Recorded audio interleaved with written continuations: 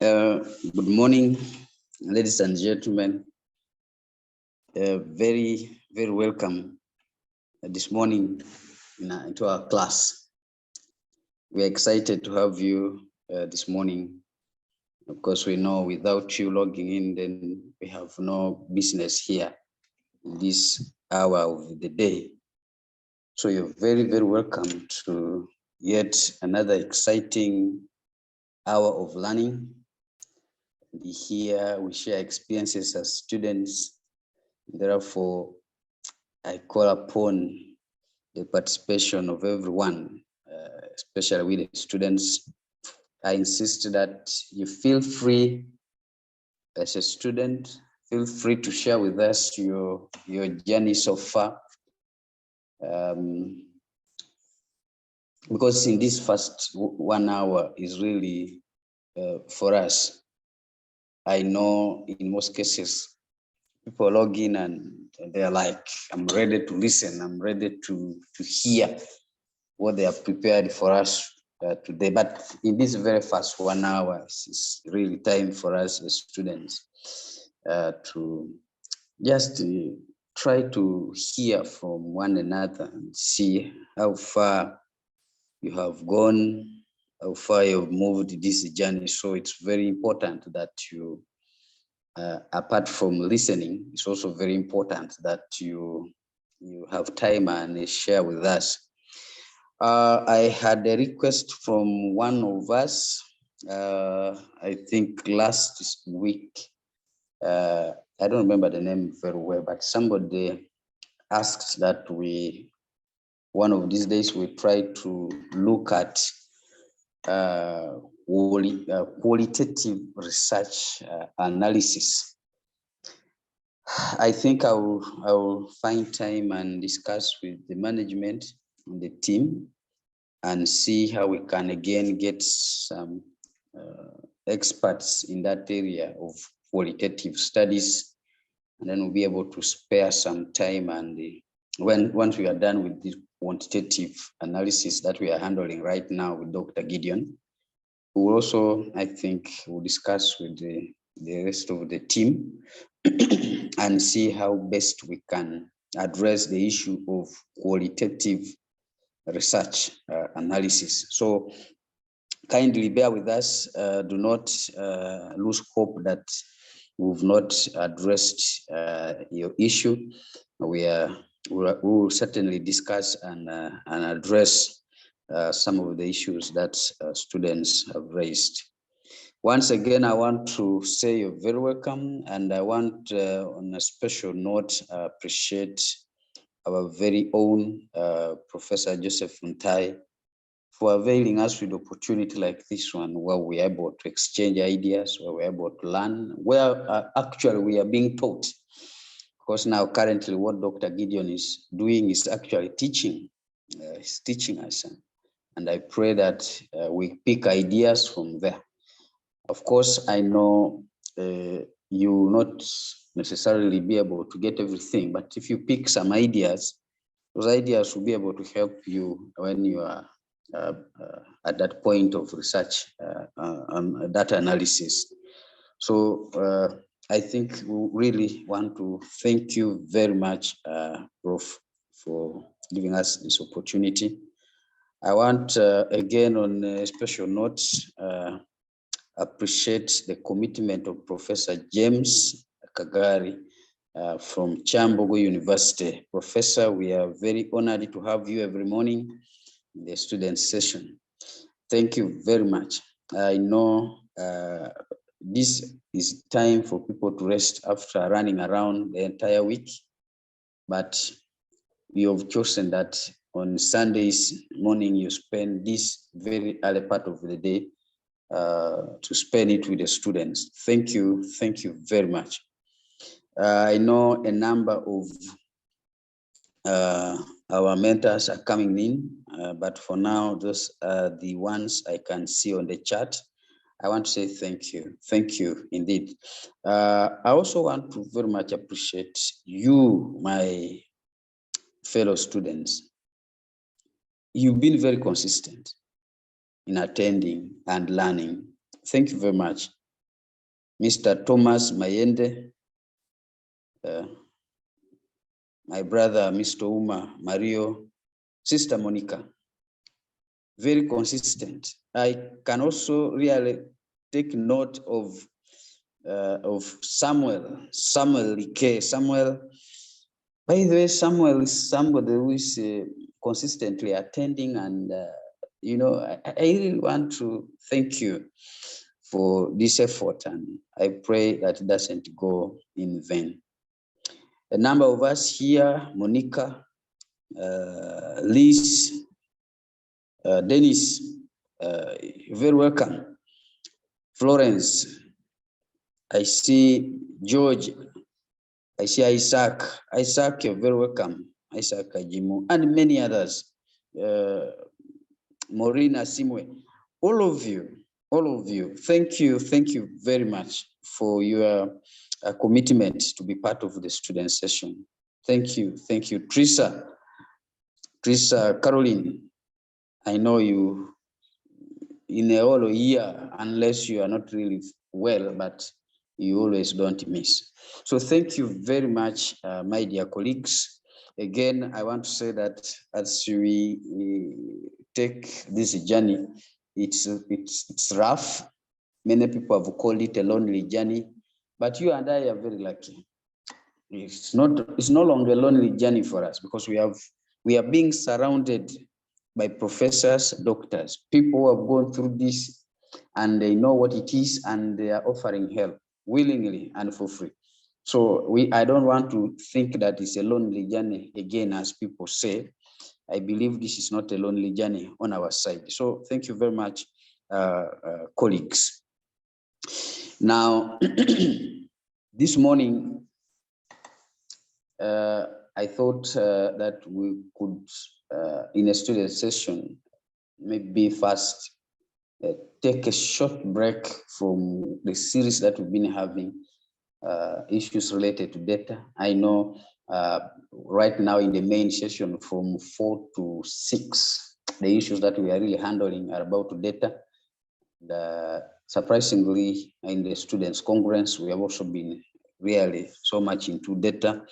So I thought we just need to take a short break and go back and look at other issues that are really very critical, navigating the PhD terrain.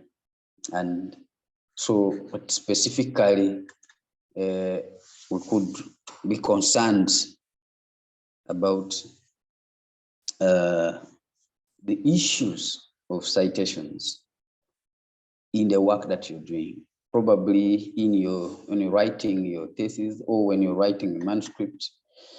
The issue of citations, the issue of references, issues concerning plagiarism in your academic writing, they're very important. You know, sometime I used to hear people say, this one has stolen my ideas. I used to see people almost, you know, at a point when you're almost graduating, then they are saying that this work appears like it's not yours.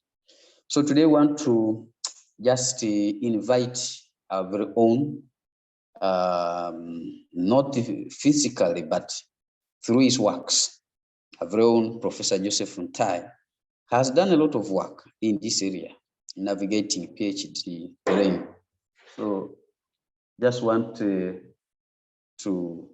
bring some of the work that he has done, so that we can listen, watch, and try to reflect on what he has to present to us this morning. So class, come with me to the screen and listen and watch what our very own Professor Joseph Ntai has for us this morning. So you're very welcome.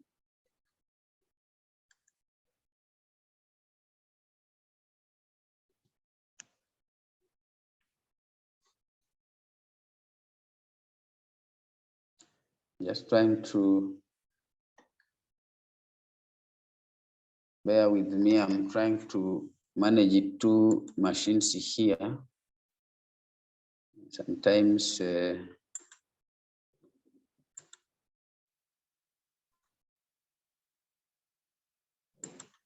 references and plagiarism in academic writing. If you recall,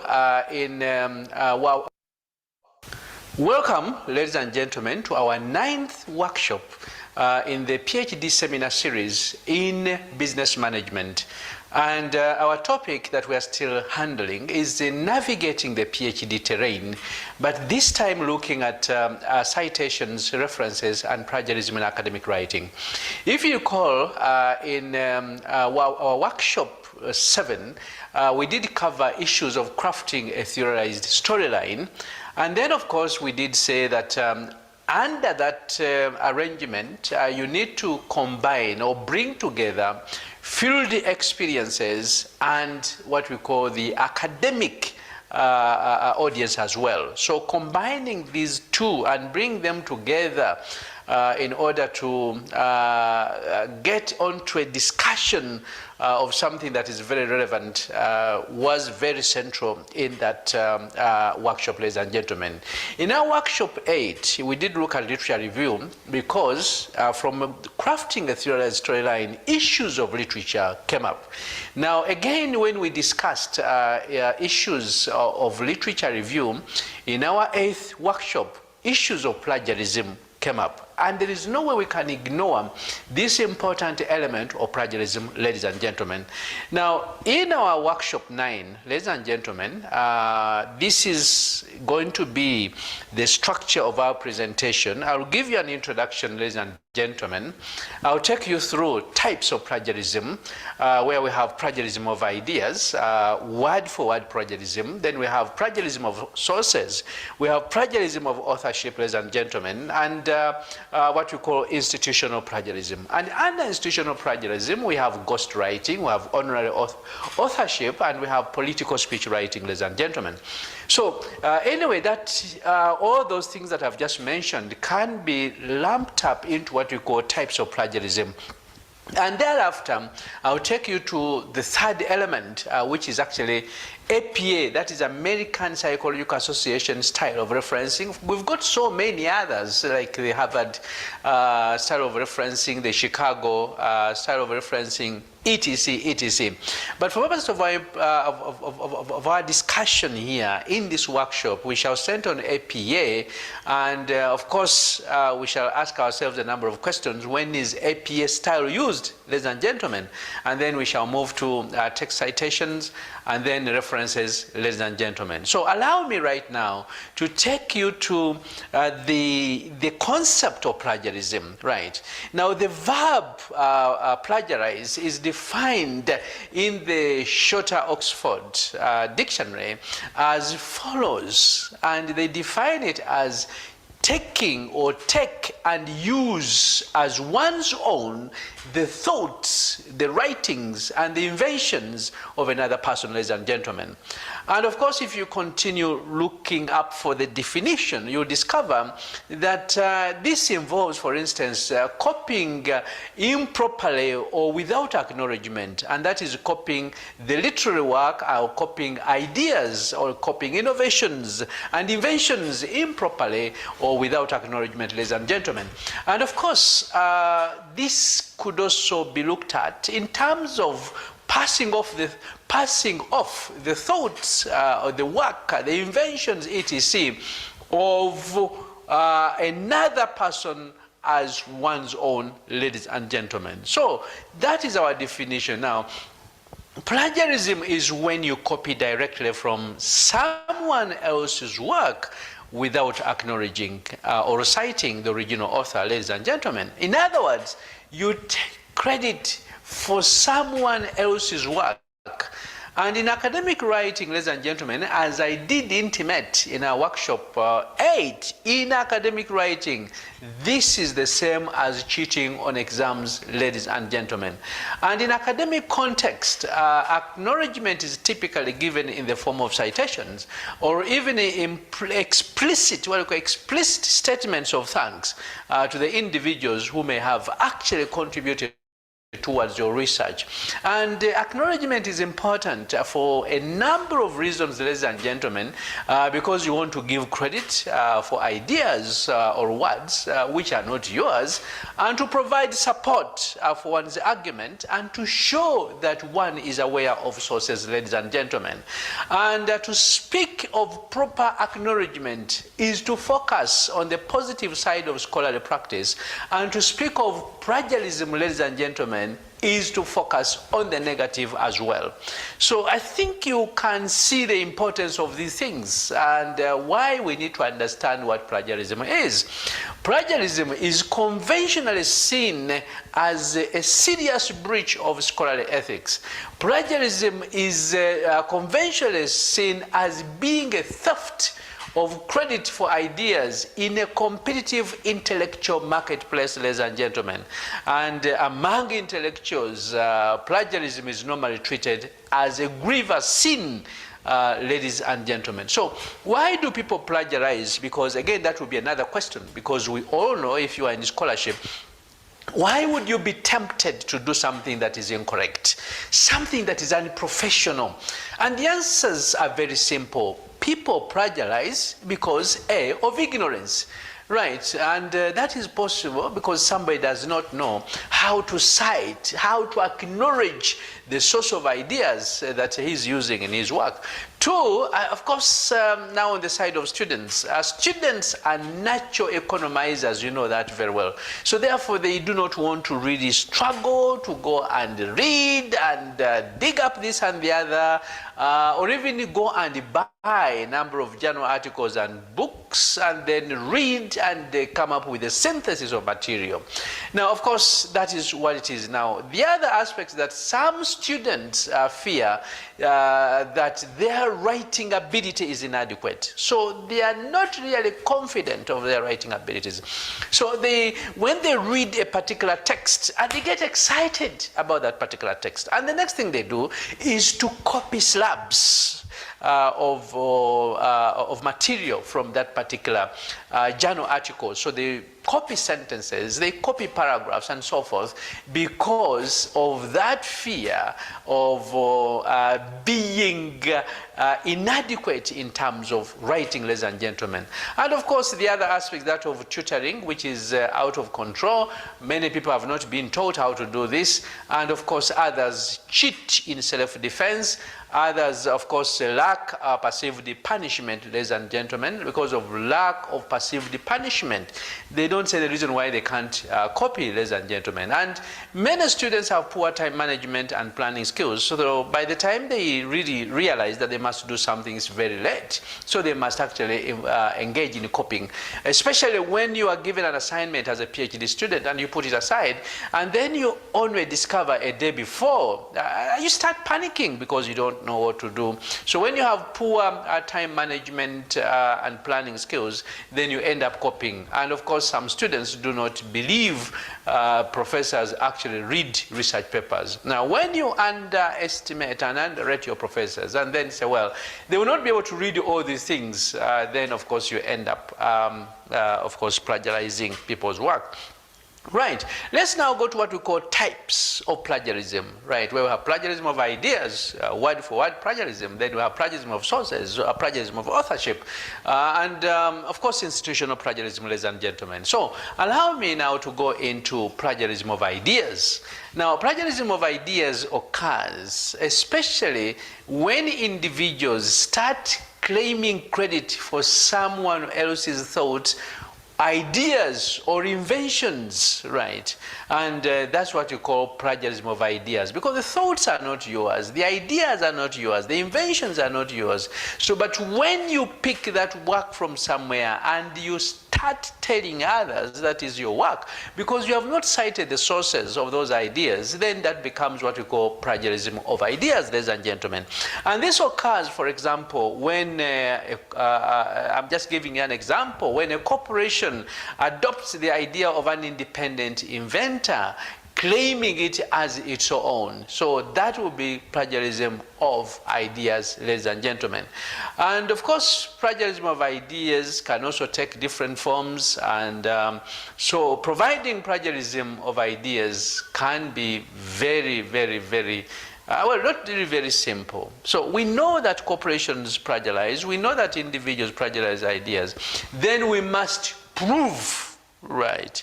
Of course, these claims that there was this element of plagiarism. So proving plagiarism of ideas can be difficult because of the possibility of independent creation, ladies and gentlemen. And I can give you an example here. In the case of the theory of evolution, Alfred Russel Wallace is credited with the independent discovery of the theory of evolution. But if he had known about Darwin's work prior to his own, he might be accused of plagiarism, ladies and gentlemen. That's plagiarism of ideas. So today, anyone claiming credit for the theory of evolution is assumed to be a plagiarist because the theory is so widely known today. So let's again continue our discussion with this element of plagiarism of ideas. Now, a student reviewing a book might develop ideas on her own, but would be guilty of plagiarism of ideas if she was inspired by a book review, either published or unpublished, but didn't mention this review in her own work. Another possibility is that maybe the student was talking with friends about book and well, that student was talking about that particular book with the students and picked up an insight from one of them and then used it in her review as if the idea was her own. Then that will still be plagiarism of ideas, ladies and gentlemen. So let's now transit from plagiarism of ideas and go to word-for-word plagiarism. So, and of course, as you can see here, because this is word-for-word plagiarism, that is copying the exact expression of someone's writing, and that can be called word-for-word plagiarism. There are plagiarism of ideas, because when you read a journal article, and the book, you pick ideas, but you do not acknowledge the source of those ideas. That is plagiarism of ideas. But word for word, you copy. It is actually a copy and paste, right? Copying exact expression of someone else's writing. And that can be called word for word plagiarism, ladies and gentlemen. And of course, as you can see, I do not even have to really belabor, bring out this particular concept, ladies and gentlemen. So that is what it is, and plagiarism of word per word is an offense, just like plagiarism of ideas is also an academic offense. So let's go to plagiarism of sources, ladies and gentlemen. And I'm going to use an example here. If writer R uses writer S's citations, right? And this is what usually happens with the PhD students and master's students. So you pick my work, read it, but instead of really looking at the reference section and going to the internet and look for those journal articles and read and get the ideas, but after picking my work, certainly, you go to the reference section and copy, right, the whole of that section and take it to your work. So that will be plagiarism of sources. If writer R uses writer's S's citations without acknowledging that the citations came from S, this can be called plagiarism of sources, ladies and gentlemen. And I'll give you an example from one of the chapters, maybe one of the books that has been widely cited and read by many scholars. So, for example, in the chapter from which the above sentence was drawn, Schmidt cites several articles from the New York Times. And of course, he takes up what we call the Max Horkheimer's Eclipse of Reason and Robert N. Proctor's Value Free Science, ladies and gentlemen. So, as you can see, if A made an argument similar to Schmidt's, citing Schmidt and used the same set of references, perhaps adding a few or omitting some without noting that Schmidt had used the same ones for the same purpose, this would be plagiarism of sources. So, and that's why when you actually write or come up with your piece of work, it's very important to subject this to the anti-plagiarism software. And you will see all those sections highlighted, or the references. Then you know there was actually plagiarism of sources, ladies and gentlemen. So I will not really go into details of this because now you know what plagiarism of sources is all about. So let's go to plagiarism of authorship. Right. If R claims to be the author of an entire piece of work, let's say an article, an essay, a book, a musical composition, ladies and gentlemen, that is, he claims he has written this and fully or substantially authored by S, right? This can be called plagiarism of authorship. Right, let me just repeat this a little bit. We are talking about plagiarism of authorship. If R claims to be the author of an entire piece of work, that's an article, an essay, or a book, a musical composition, which was fully or substantially authored by S, this can be called plagiarism of authorship, ladies and gentlemen. So this occurs when a scientist submits a paper that has already been published by someone else. So that is plagiarism of authorship. The paper wasn't yours. It was written by somebody else. But you submit it, right, as your own. So I can give you an example. When a student submits an essay written by someone else, such as a friend, or someone who has been paid to write it, that is plagiarism of authorship. Now, in academics, when an academic is listed as author of work largely produced by a spouse or research assistant or a student, that is still plagiarism of authorship. When a subordinate or a speech writer or ghost writer does the bulk of intellectual work for a work produced under the name of a celebrity, or a politician or corporate executive, or someone else with money or position or status, that qualifies to be plagiarism of authorship, ladies and gentlemen. So plagiarism of authorship often involves word-for-word plagiarism, but not always. And of course, translating an article from another language and publishing it under one's name as if one had written it is plagiarism of authorship, but not word-for-word plagiarism in this case.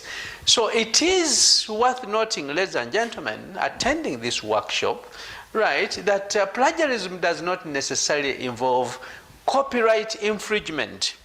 A ghostwriter might write a book for a celebrity who appears as the sole author. The celebrity or the book publisher would normally hold the copyright, ladies and gentlemen. So that is what we call plagiarism of authorship, ladies and gentlemen. So let's now move to another aspect taking us towards the end of our presentation, the second part of our presentation, and that is really going into APA, or what we call the American Psychological Association. So what is APA? APA is an abbreviation for American Psychological Association, and this is the most commonly used format for manuscripts in the social sciences. And of course, the American Psychological Association regulates the style, it regulates the in-text citations, and it regulates references, and of course it provides a list of all sources used. So it's very important for you to know, ladies and gentlemen, that when you copy somebody else's work and you take credit for it, that is plagiarism. Now, one way to overcome plagiarism is to properly cite or reference your work, yes. And every effort must be made by the researcher or researchers, the PhD students and the master students, to cite every source of the ideas that they use in their work, ladies and gentlemen. So APA, alongside other referencing styles, like the Chicago referencing, like the Harvard referencing, like the Oxford referencing, etc., helps you to overcome this problem of copying or this problem of plagiarizing somebody else's work, ladies and gentlemen. So why should I cite, ladies and gentlemen? The reasons are already known. Citing identifies sources used in a research paper or a research project. It gives credit to those researchers or authors and writers whose words or ideas you borrow, acknowledging their role in shaping your research, ladies and gentlemen. Again, citing allows others to follow up on or retrieve this material in case it is needed. And of course, the other reason why you must cite is because you want to avoid charges of plagiarism, and it is also unprofessional to do that kind of thing. So when do we use the American Psychological Association referencing style? So when do we use APA style of referencing? Of course, you use the APA in the courseworks that you are given, right? You must use this. In the research reports that you submit, you must use the APA. Empirical studies you undertake, you'll use APA. The literature review that we just covered in our previous workshop, that was workshop 8, you must still reference and use APA style of referencing. In theoretical articles, again, you must cite, you must reference. In methodological articles, you must do the same thing. And case studies, ladies and gentlemen, you must reference. Right, so let's now move on to this difficult terrain of citing. How do we cite, especially if you are going to use APA style of referencing? Now, of course, information from sources must be cited, and I'm sure you are aware of that because I've been talking about this. And this acknowledges the author's work and allows the reader to access the information in the reference section of your paper. Now, of course, if you're going to reference, please, the ideas and the guidelines are straightforward. Follow the author, and of course here you must take the surname, and then the date, right? Author, date, right? Author, you take the surname of that particular person, and the date, right? Like you'd say Smith, 2008. If Smith is a surname, and the year of publication of that journal article was 2008. So follow the author, date, method of in-text citation, and if no date is available, ladies and gentlemen, you write ND. So you can write Smith, right into brackets, you say ND. That means no date. Of course, you write ND in place of the date, ladies and gentlemen. But the author's last name and the year of publication for the source should appear in the text. For example, you have Jones, 1998, Smith, 1998, Mukasa, 1998, Okello, 1998, Chibuka, 1998, Ocheng, 1998, Cabanyolo, 1998, or Mwesigwa, 2005, or 2019. So you take the surname, right? And all that information certainly must appear in parentheses. So 3 key points in the American Psychological Association citations: use author, date format whenever possible, right? Author, date, format whenever possible. And if the source is quoted, you must include the page or paragraph number. So if you lift, right, a sentence, right, then that is a quotation. You must include the page or paragraph number, right? And you must include that in double quotation marks. Now, if author's name is not available, use the title of the document in place of the author's name, ladies and gentlemen. So we have 3 types of text citations. We've got a paraphrase, and that is really summary. Then we have a short quote of less than 40 words, and then we have long quote of more than 40 words. So how do we reference this information that seems to be, or that seems to have been paraphrased, and of course a short quote and a long quote? Now, in text citations, ladies and gentlemen, and we are dealing with a paraphrase. A paraphrase is material from a source which has been summarized in your own words. And all paraphrases must be cited using the author's last name and the year of publication. So no page number is required here, ladies and gentlemen. So you will say Smith, 2007, back 2007, Okello 2007, etc. Right, that is for a paraphrase. And now if the author's name, if you want that name to be part of the formal structure of the sentence, right, then you follow the author's names. You write the author's names, of course the surname, and the year of publication appears in parentheses, ladies and gentlemen. Like you'd say, back 2007 found that children begin to play organized games with rules once they reach school age, or school-going age, or school age, ladies and gentlemen. Similarly, you can say that maybe Mukasa 2017 found that insulin dosage increased maybe chances of recovery, ladies and gentlemen. So all those are what we call citing, but in situations where you have a paraphrase, ladies and gentlemen. So author's last name and the year of publication appears as part of the formal structure of the sentence. Now, of course, when the author's name is not part, that's now the second aspect of the author's name is not part of the formal structure of the sentence, right? And the author's name and your publications are included, in this case, at the end of the sentence, ladies and gentlemen, and that appears in a parenthesis.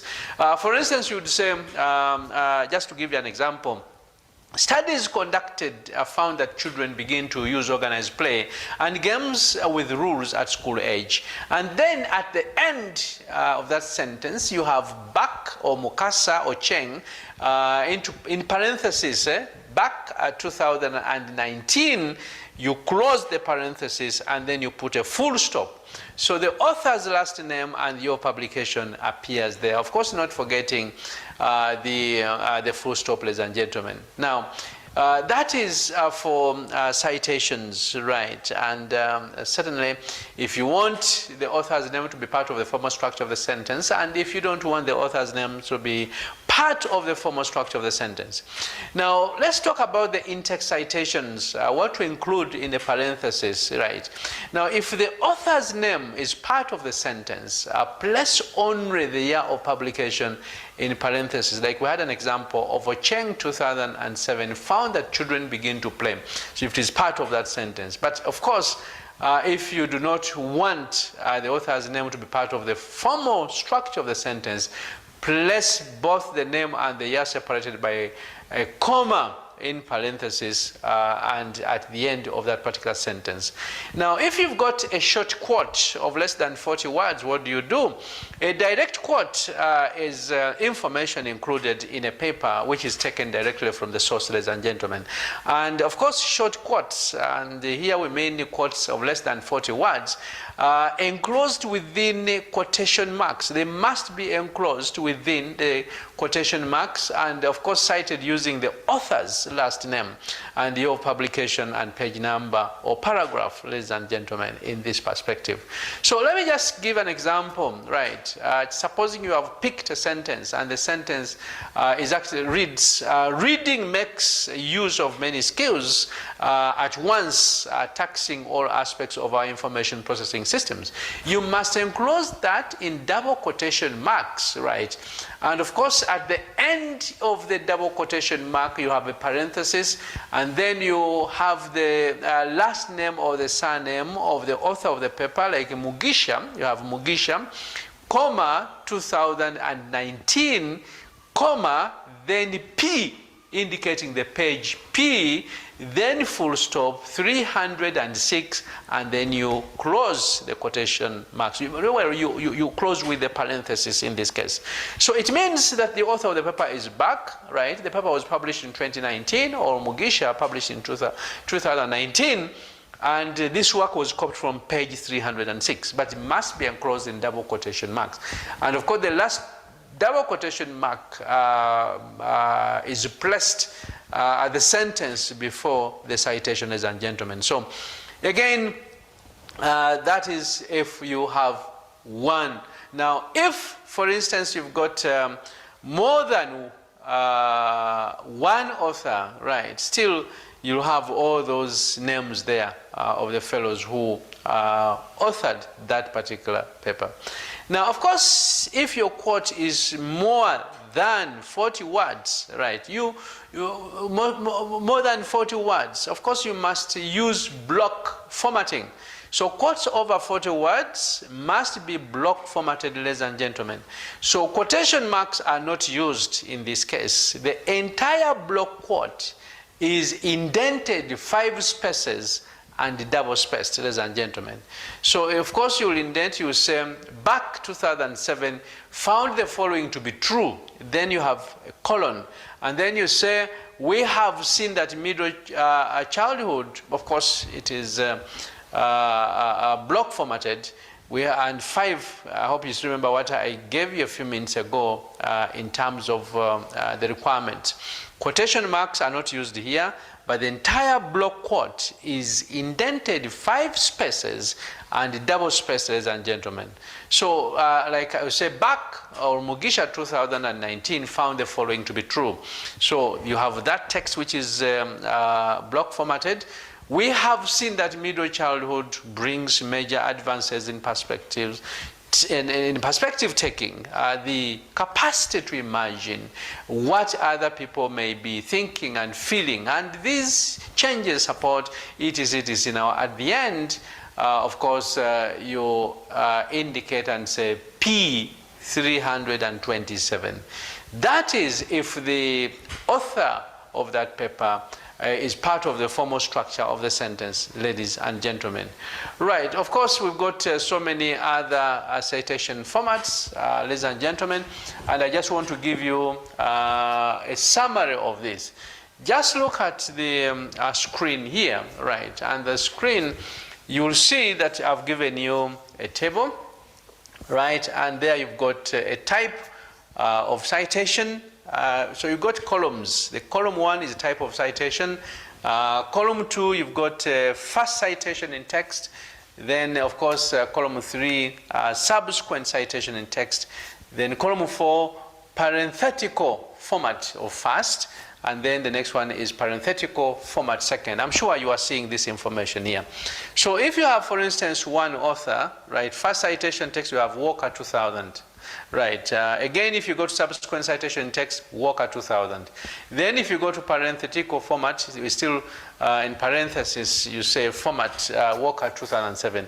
And if you go for parenthetical format, it's still the same thing. So it doesn't really change from the one you have in parenthetical format. Right, but let's just take a unique one because in the interest of time, we should be closing, right? If you have 5 authors, again, first citation in text, all the 5 names appear, ladies and gentlemen. So if you have Walker, Allen, Bradley, Ramirez, and so 2008. Then subsequent citation in text, you say Walker et al. And et al. Here, you have et al. And others. You will have a full stop, right? And of course, you continue citing, you put your publication in parentheses, right? And then, of course, the moment you go to parenthetic format first, then you have Walker, Allen, I'm sure you are seeing that, that is for 5 authors, Walker, Allen, Bradley, Ramirez, and so 2008, right? Now, of course, if you go to parenthetical format second, then you have Walker et al. 2008. So again, if you go to 6 and many authors, the first time you cite, you have Wasson et al. So only one name, the first author appears. Then you say Mukasa et al., Mugisha et al. 2005. You put that, and for that is for the first citation in text. I'm sure you are seeing what I'm talking about. 6+ authors here, and then of course the second subsequent citation again is Wasson et al. 2005. Then of course parenthetical format. You've got Wassel et al. Full stop, then comma. Right, 2005, and then you do the same for the parenthetical format, ladies and gentlemen. So this is what we have in APA publication manual, and then of course we've got so many other rules here, ladies and gentlemen. In the interest of time, I will not really go into these things, ladies and gentlemen, but we can briefly now go to what we call in-text citations, but using electronic sources. How do we cite electronic sources within the text that we are writing, ladies and gentlemen? So when citing an electronic document, whenever possible, cite it in the author date style. Now, if electronic source lacks page or numbers, locate, right, and identify paragraph numbers or paragraph heading, ladies and gentlemen. I can give you an example, right, and I think this can be shown on the screen here. You can see it, where you simply say that recent research has yielded similar results, right, like Smith, 1997, right, or you have Smith, comma, 1997, comma, paragraph, but you say para, right, full stop, 6, then you close the parenthesis. Para, full stop 6 is paragraph 6, ladies and gentlemen. So that's how you really do it. And when the author's name, still if you locate the electronic document, but the author's name is designated as anonymous, because you'll find anonymous documents on the internet. Cite in text the word anonymous followed by a comma and the date. For example, you say, you open the quote, right, not quote, the parenthesis, and then you say anonymous, comma, 1998, ladies and gentlemen. And in the reference list, an anonymous work is alphabeticized by the word anonymous as the author with the remaining publication data, ladies and gentlemen. So again, in-text citations or the unknown authors, we do the same thing. Now, when a work has no identified author, cite the title of the reference and the year. If it is a long title, use the first few words. Use quotation marks around the title of an article, a chapter or a web page, and italicize the title of a journal or a book or brochure or report, ladies and gentlemen. And an example is where you can say recent research reveals, then in the brackets, because you did not have a known author, right? In brackets say 6 sites meet, right? Assuming that was the title of the paper, right? But if it was very long, you take the first few words, 6 sites meet, right? That should be put in a quotation mark. 6 sites meet is in a double quotation marks, right? And then you put a comma and you say 2006 significantly, then you say blah blah blah blah blah and continue. Now, full publication title is 6 sites meet for comprehensive anti-gang initiative conference.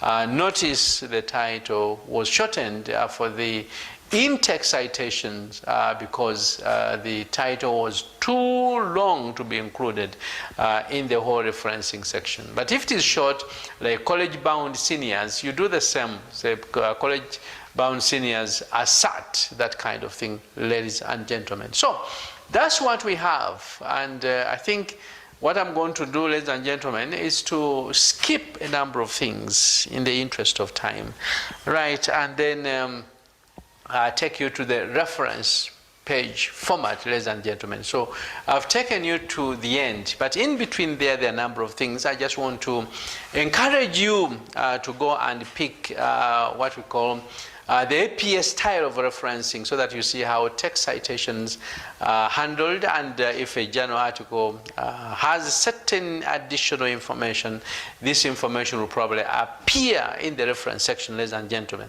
So how do we now handle the referencing? You know, every paper will have, at the end of that particular paper, you'll have a reference section or bibliography, right? And of course, there's a difference between bibliography and reference. In case of bibliography, you really cite the works you have referred to, including the ones that you think may have significantly informed your paper, although you did not read those books. And that's what we call a bibliography. Now, for reference, you only pick those specific journals that are cited within the text, and therefore those are the ones that appear in the reference section, ladies and gentlemen. So references cited throughout text are listed in alphabetical order by author's last name on a new page following the text.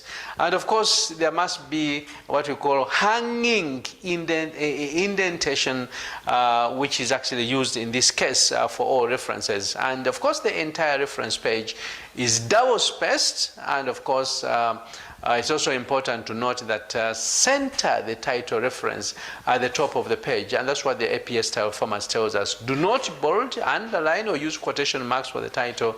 Ladies and gentlemen, APA reference format always follows an important type or style, ladies and gentlemen. So I think in the interest of time again, let me show you how we actually reference, and this is what we call the reference formula, right? The reference formula, you will have the author or author's last name, right? The author or author's last name, right? That comes first, and then include all authors as they are listed, ladies and gentlemen. Then what follows next is the year of publication. If no date is available, again, write ND, right? Title of the book or title of the article, right? And then, of course, we need publication data. Where do I locate the source material? For example, book publishing company information, full website address, journal name, newspaper name, magazine name, or include issue and page number for journals and newspapers and magazines, ladies and gentlemen. So, for purposes of demonstrating to you, right, just look at the screen here, and on the screen I have given you an example of how we do that, and I want to use an example, right, of the material we place on the reference section, but starting with the journal article with the DOI. So if you have a journal article with a digital object identifier, DOI refers to a digital object identifiers, and these days almost every journal article has that digital. So like now we say Muzinski J, just as you see it here, and Degman D 1996, then you have a full stop. Body language of women and judgments of vulnerability to sexual assault. Of course, you can see the indenting taking place here, right? Whereas you have Muzinski, but the second line starts around 5 letters after that, after M, U, R, Z, Y, and just below N, right? Muzinski, as you can see, 1, 2, 3, 4, 5. After 5 letters, then you have that kind of thing, right? And the same, well, after that, you have the title of the journal article, then the Journal of Applied Psychology, right? That is now the journal where the article was published. 26, of course, and of course you have the volume, you have the page numbers 1617 to 1626, and then you have DOI, Digital Object Identifier, right, 10.1111, then you have /J dash full stop 1559 dash 1816 etc, that kind of thing, and it will vary from one paper to another. So for the journal article without digital object identifier, you do the same thing, but just do away with the digital object identifier because it's not there. So again, you can see on the screen that kind of example, ladies and gentlemen. So journal article without a digital object identifier that was retrieved online can also be cited, or referenced, not cited in this case, referenced as shown on the screen, ladies and gentlemen. Like Andrej D 1991, footsteps, spirituality, healing, and medicine, that's the journal article. British Journal of General Practice, that's the journal where the paper was published. And 41, that's the volume. Page 425 to 427, those are page numbers, retrieved from HTTP. So we go ahead and demonstrate the World Wide Web, ladies and gentlemen. So you have the URL in that perspective. So all those details must be there, and they are very important because you may not be able to. Now, so those were the journal articles, but let's go to a book. How do we now reference a book, right, that appeared in our text? So if you have, for instance, again, just look at the screen here, Polozze RF 1998, Invitation to the Psychology of Religion. So of course, Polozze is the author of the book. Book was published in 1996. Now, Invitation to the Psychology of Religion is the title of the book. But then in brackets or parentheses, you say second edition, full stop, and then after that, Boston. That means the city where it was published is Boston, and Allen and Bacon are the publishers of that particular book. Now, the other alternative, again, that you can see here, informally published web document, right? That was a book that's published by, of course, a credible publisher. But if you have, in this case, informally published web document, again, you have the name, like Degman, D, 2009, APS Style Essentials, retrieved. So you add retrieved from HTTP Vanguard, Duke, faculty, and so forth. The details there are indicated, ladies and gentlemen. And in that situation, that is an informally published web document, and that's how you cite it, ladies and gentlemen. Now, of course, you may also have an informally published web document, but without date, right? Again, in the case of Nelson, as you can see here, in that section where you put the date, like published in 1996, right, you have parentheses, but you place the ND, N, full stop, and then D, full stop, and that's parentheses, and you go ahead again, you say, retrieved from this one, and so forth. But you can also have informally published web document, and no author, no date, again.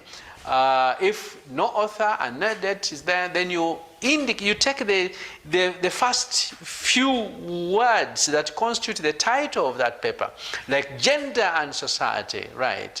Again, full stop, into brackets, N, full stop, D, and that's in parentheses, retrieved from that website, ladies and gentlemen.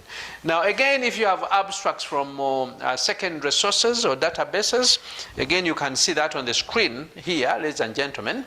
And that's how you write, and that's under number 8, abstract, where you have Gary Teke and Degman, 1990, effect of server introduction on. So you go ahead, you have the Journal of Applied Social Psychology, then you have the volume again, and of course, or issue number in this case, and the page numbers, but abstract retrieved from Psych Info database, ladies and gentlemen. So I think you can follow through, right? Let's now show you on the screen here, article or chapter in any edited book. Again, SHE-JD, religion and sexual adjustment in, because it is published in a book, right? You say in J.F. Shoemaker, and that is really the editor of that book, Religion and Mental Health, page 70. Again, follow the rules, ladies and gentlemen. Where there is a full stop, put a full stop. Where there is a comma, put a comma, ladies and gentlemen. So again, ladies and gentlemen, if you have a diagnostic or statistical manual of mental disorders, this is how you reference, in this case, American Psychiatric Association 2000, full stop, Diagnostic and Statistical Manual of Mental Disorders, 4th edition, of course, text review. Again, follow the rules. Where there's a full stop, you put a full stop, and where you have, of course, a comma, put a comma, ladies and gentlemen.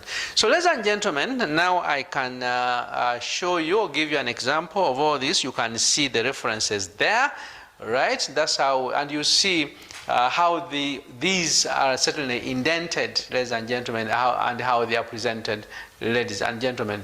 So, ladies and gentlemen, as you can see, it was a pleasure for me to certainly have you in this workshop, ladies and gentlemen. I must say that the job has not been very easy for us to go through all these workshops, but in one way or the other, we have managed to cover right from workshop 1 up to workshop 9, ladies and gentlemen. Just to remind you what we have covered in this workshop, we are still dealing with PhD seminar series in business management, and we are handling this very important area of navigating the PhD terrain. And of course, this time we have handled citations, references, and plagiarism in academic writing. But of course, we started with plagiarism. So we have plagiarism, citations, and references in academic writing, ladies and gentlemen. And the aspects that we have discussed, right, I did really give you an introduction in form of what plagiarism is all about. Then we went to types of plagiarism. So we have discussed plagiarism of ideas.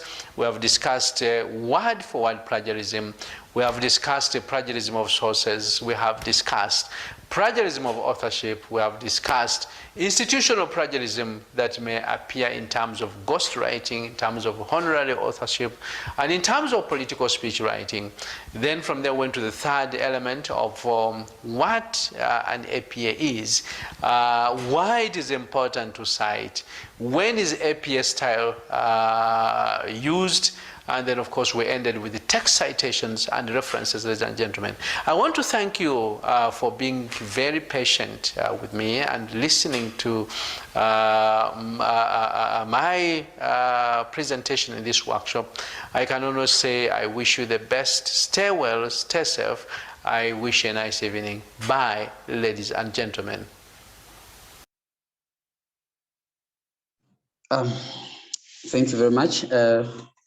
You have heard it from the horse's mouth.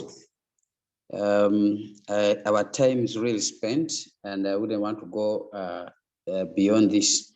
But maybe I just want to, I've seen a number of people asking, where do we find the video? What is the title? Okay, just go to YouTube, put there navigating PhD terrain, or you can just say Joseph Ntai on your search bar, put there Joseph Ntai YouTube. The page will open with lots of his work. Now this particular video, you will look for lecture number 9, navigating PhD terrain, number 9. You sit there, number 9, navigating PhD, number 9. So that is the video that we have just been watching, and many others. There's a lot of work there. If you take some time and just watch and listen, you will learn so many things. So I really don't want to go beyond this. I want to really thank you for being part of the student session this morning. And now kindly allow me bring this session to an end, and also hand over to Professor Michael Koche, who will be taking us through the next session. Professor, over to you. I want to hope that you're around. Let me see. Good morning, Joseph. Oh, good morning, Prof. Little did I know that you are the one in charge. Kindly take over, Prof. You're so used to Michael. Michael handed over the mantle to me today. You're very welcome, and we are glad that you are the one in charge. Okay, I'd like to thank Joseph Lasso for ably handling the first session. A very good morning to all of you on the call. I am so honored to be the one moderating this session this morning. First of all, I would like to welcome everyone who has been able to log in this hour, which many refer to as ungodly hour. But this is the hour that, you know, you can catch the worm. We don't take it for granted. First of all, I would also want to thank Professor Joseph Ntai, the brain behind this whole arrangement. Thank you for the platform. This is a platform for those who are logging in for the first time. This is a platform where we share knowledge with PhD students, and also where we come to refresh our minds as far as research is concerned. It is a platform that brings about people from all over the world. Many countries are represented here. This is something that we have done since last year, and we are grateful. A lot of learning and learning and learning has been taking place. So going straight to our presenter of the day, first of, I would like to thank Dr. Gideon Nkurunziza. He has offered himself to share knowledge on a number of things. In the last two sessions, he has been sharing on mediation. The first, I remember he had a presentation on interpretation of mediation results. Then he went to 3 variable analysis of mediation testing. And today he is going to share on moderated mediation testing. Gideon is our head of department here at Makerere University Business School, and he is very knowledgeable in issues to do with statistics and data, quantitative data analysis. He has steered us through for a long time, and now I would like to offer the platform to him. Gideon, you're welcome. You can start your presentation. For the rest of us, in case you have any comments, questions, you can make use of the chat. After Gideon's presentation, we shall then go into the Q&A session. Over to you, Gideon.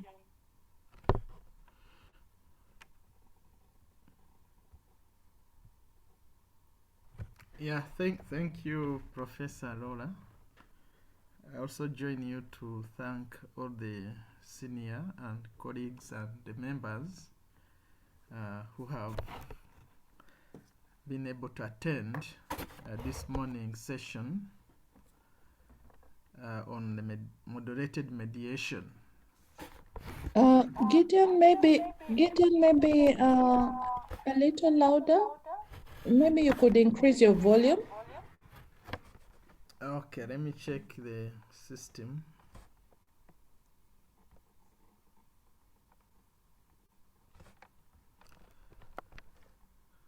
Okay, thank you very much. I hope you are hearing me, Professor.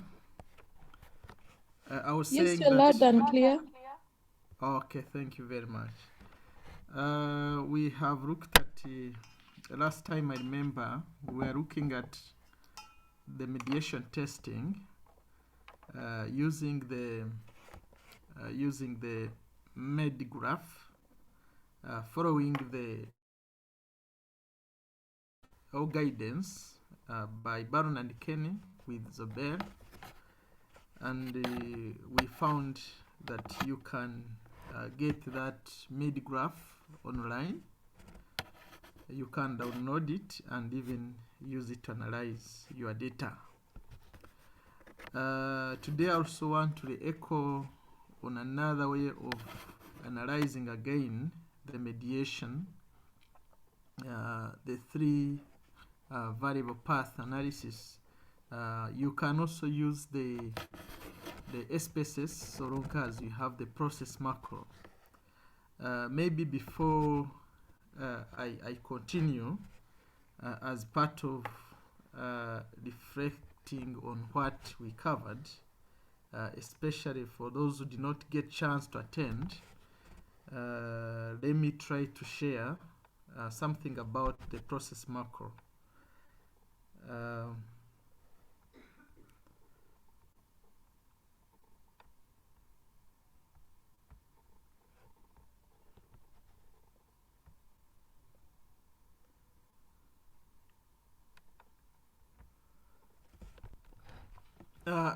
We remember last time we had just one practical example, which was a bit hypothetical because these were the figures that I tried to generate using one of the theories that relates to consumption. that you may have money, which is a disposable income, and this disposable income can influence the spending levels, the way you're going to spend it. And again, as you spend it, then it has to influence the level of satisfaction. Now, in this case, theoretically, I'm saying that the spending level or the consumption will mediate the relationship between the level of income and the level of satisfaction. Now, if we try to look at the existence of that mediation, whether theoretically it makes sense based on the data, then it would mean that, excuse me, somebody's calling on my phone.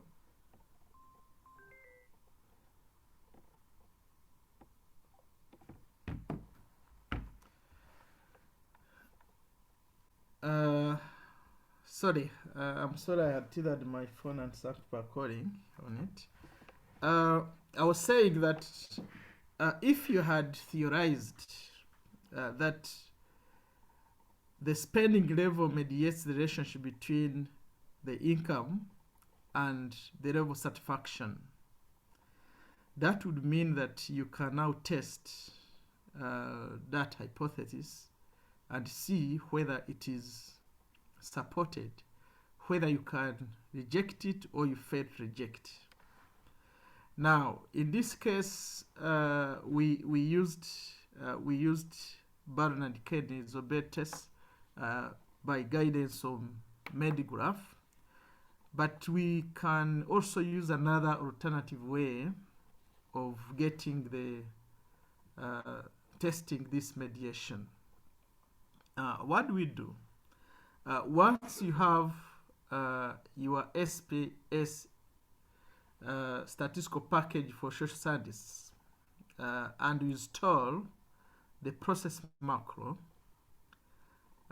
which was actually, this process macro was developed, actually was the discovery was made by the Pritchard and Hayes, and their argument was actually to complement on the weaknesses that the Zobel has. Remember, Zobel tried to improve, Zobel, Goodman, and others tried to improve the views of Baron and Kenny when it comes to mediation testing. And so, how do you do it now? Given that historical perspective, how then can you practically do it? The procedures are not difficult, and I think this is why I think it's important to look at both. And the current debate is that the process macro creates more meaningful results. There are a number of reasons. So, once we go to, for example, regression, and you have installed it, to install it, you can download it online. The process macro can, version 4.1, you can install it in your Spaces software. And when it's installed, definitely when you go to regression, then it will be there. Now, for my case, I have to go to process macro, and I'm using version 4.1. Now, what happens is that we have our dependent variable, which is the level of satisfaction.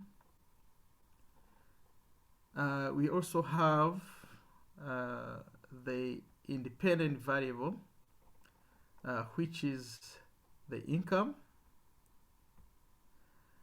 We have also the mediator the mediator, we said that this is a variable that provides an explanation of why there's a relationship between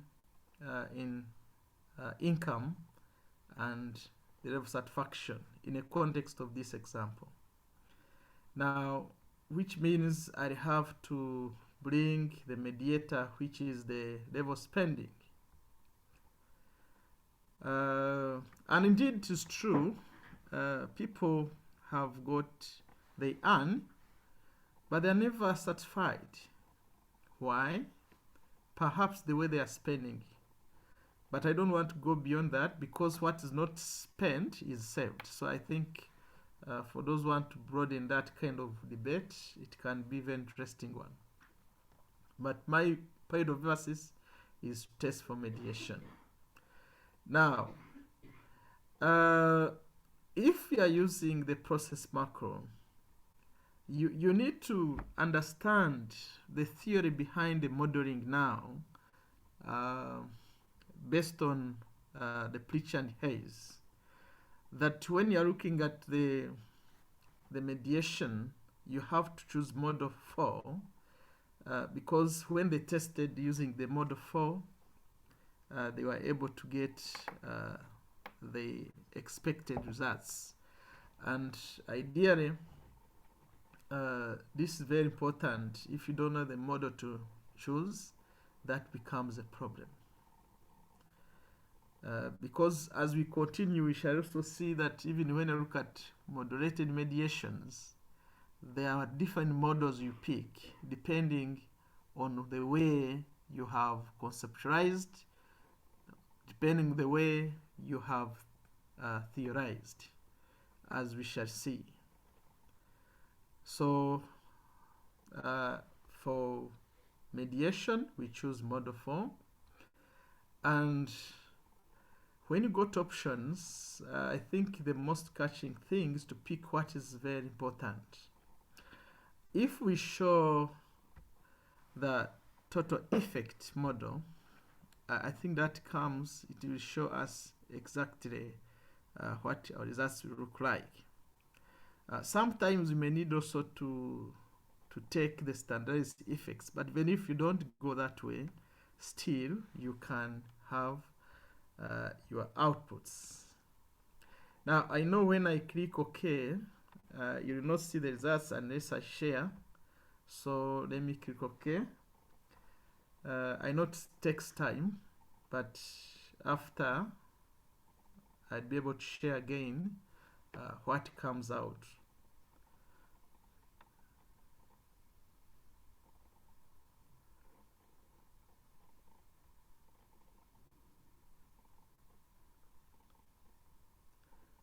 Yeah, I know it is heavy, but after a certain time, it will be able to show.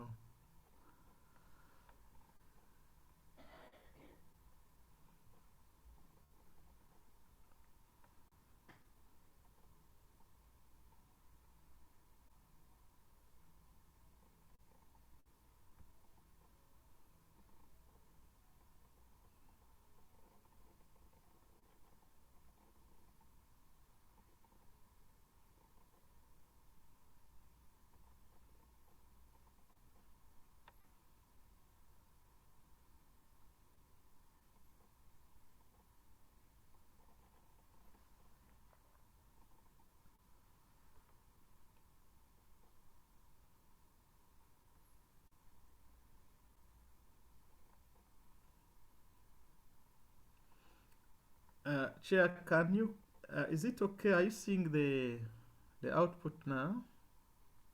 Yes, Gideon, we can see. Okay, thank you very much.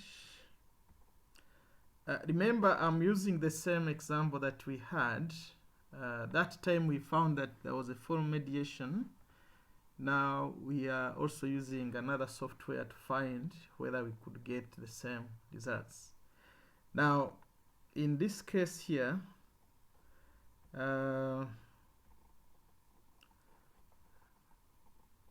we have, if you look at the model summary, the model summary, our outcome variable now here, we are looking at spending, meaning that the influence of the income on the mediator. Now you can see how powerful it is now to influence the mediator. Remember, as we continue debating on the moderation and mediation, well, though I'll be able to explain that, if you have found the independent variable not significant predictor, when it is not significant predictor of the mediator, then it means that in your thinking, you probably imagine that perhaps that is likely to be a moderator. But here we are sure that yes, even according to the conditions of Barn and Kenny, you must ensure that your IV, independent variable, is a significant predictor of the mediator. And indeed here we have confirmed that. Now if you look at the constant, although the constant is not significant, but the income is significant predictor, as we can see with the p-value, or if you use the lower boundary, you can still, the lower limits at boundary level, you can still look at whether these values, there is no zero in between. When zero is in between, then it means that it will not be significant. But if it is, if the value, if there's no zero in between these values, then it means that there is significant, the results are significant. And the coefficients, in this case, we are talking about that slope parameter. In other words, we are looking at the beta values. And I'm sure by now we know what beta is in this case. We are looking at that value that is explained by your dependent variable given the change, given the unit change in the independent variable, provided you have not standardized your results. So I think that's when you talk about interpretation terms of unit changes. Now, my interest here is on my interest is on the whether the mediation exists, and if it exists, is it full mediation or it is partial mediation. Now, if you look at the indirect effect, the indirect effect here, we have 0.8071.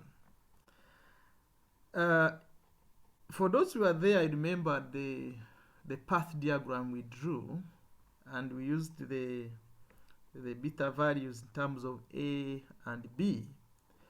A, where we look at the beta value, which shows that causation between the independent variable and mediator. And then we had also the one between the mediator and the dependent variable. Now we found that the product, when you multiply those coefficients, you get actually the indirect effect. So this is the value we are getting here as 0.8071. Now the question is it significant? Now if you look at this boundary level, now you can see that these values are all positive, meaning that zero does not lie here, does not lie between them. And that statistically means that this result is significant. So there is an indirect effect which is significant. Indirect effect means that for our case, the spending provides an explanation of the causal relationship between the income and the level of satisfaction. Now, the other question you have to pose, having known that the mediation exists, is now to ask yourself whether it is partial or whether it is full mediation. Does it mean that the level spending is going to act as a conduit? I think I should use this word from physics, a conduit.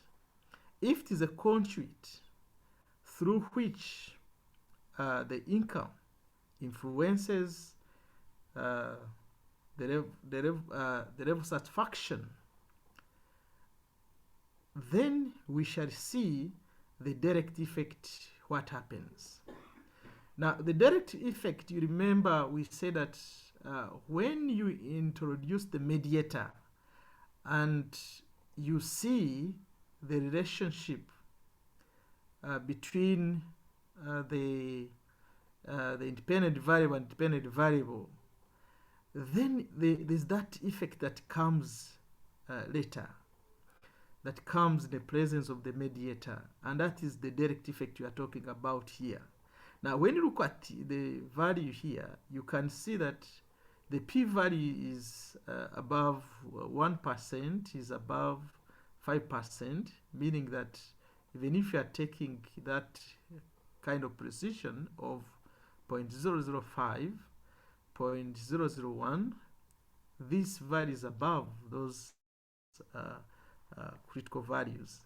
And you can still look at the limits now here. Still, you see that the zero lies between these values, meaning that it is not significant. Now, when the direct effect is not significant, that means there is a full mediation. Otherwise, if it is significant, it would mean that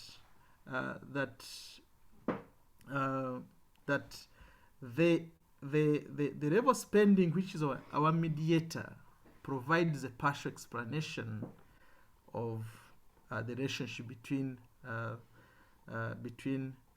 those two variables. In other words, between the level of income and the level of satisfaction. So basically, I think this is what I wanted to add in addition to what we found. Indeed, we found also that there was a full mediation. So whichever approach you take, you still get the same kind of conclusion.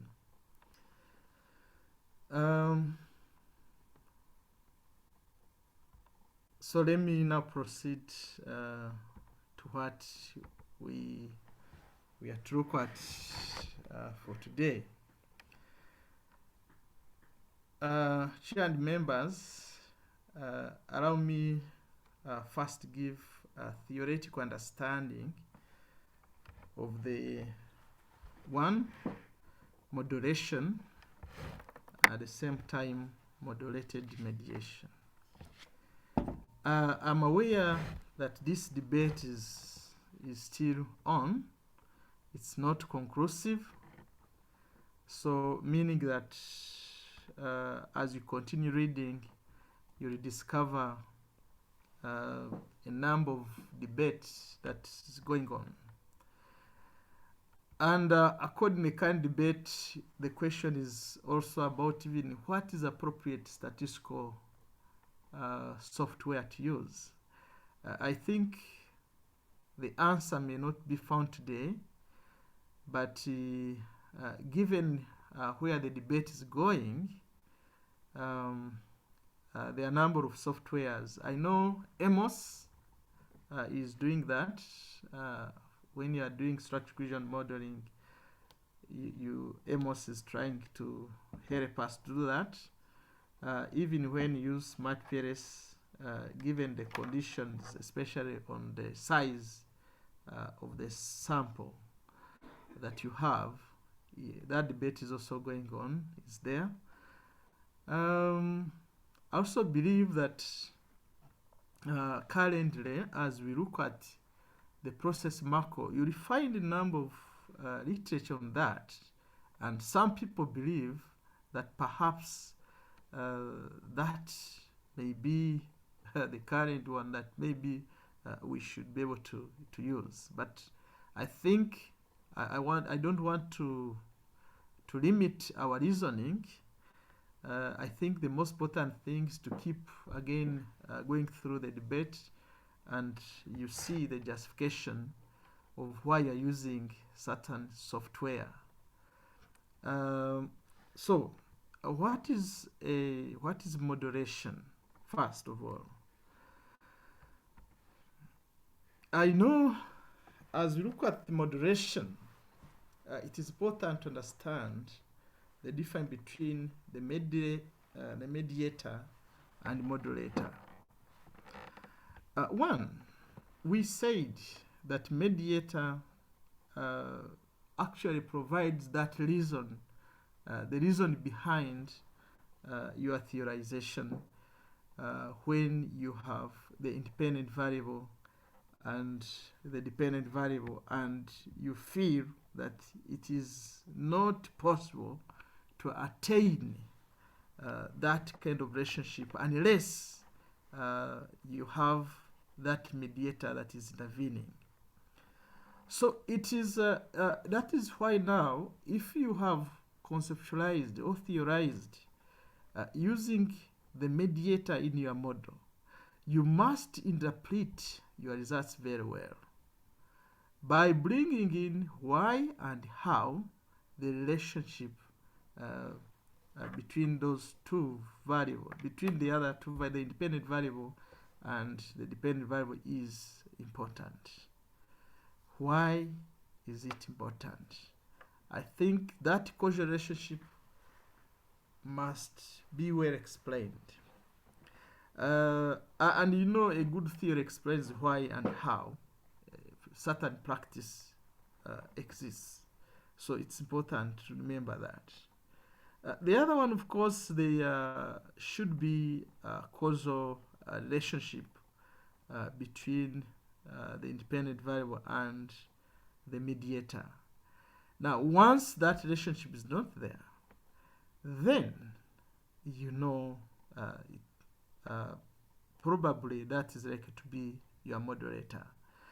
And the other one is that the independent variable, the mediator and dependent variable are assigned based on the theory. Yeah, you must have a theoretical explanation of why you have introduced the mediator in your theoretical model or in your conceptual model. I think that is very, very important. The other, for modulator, then, what is it? A modulator will provide a mechanism. I don't want to use the condition. It provides a mechanism of the existence of the effect. What does it mean? When you introduce the modulator, then the relationship between the independent variable and the dependent variable will have to change. Changing in a way it can improve the effect of the independent variable. It can reverse the direction of the relationship between the independent variable and dependent variable. Or it can even enhance. It can enhance. So that is very, very important. So it either strengthens the strength.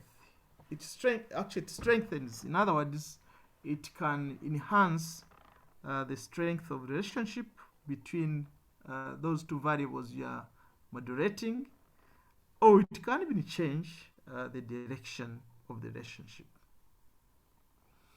So I think that's very important always to remember that. I've also said that again, as part of theory building and theory testing, always think about the moderators in your study. Think about the mediators in your study.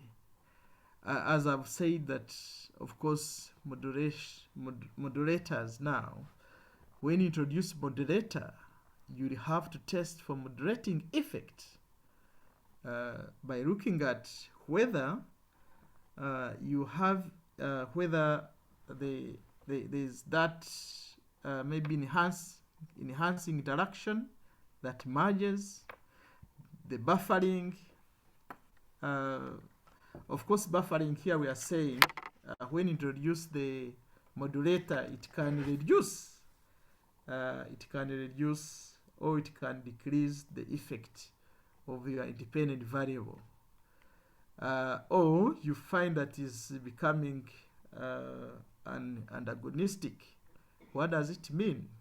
It can reverse the effect of the independent variable on your dependent variable. So these are three major cases that you always find. And it's important to look at them and you understand them.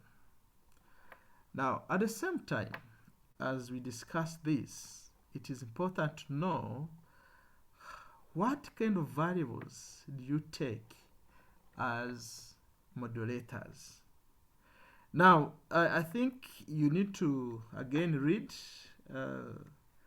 as you conceptualize and see whether some of the modulators are categorical. I know categorical variables, again, they are at two levels. There is where we look at nominal.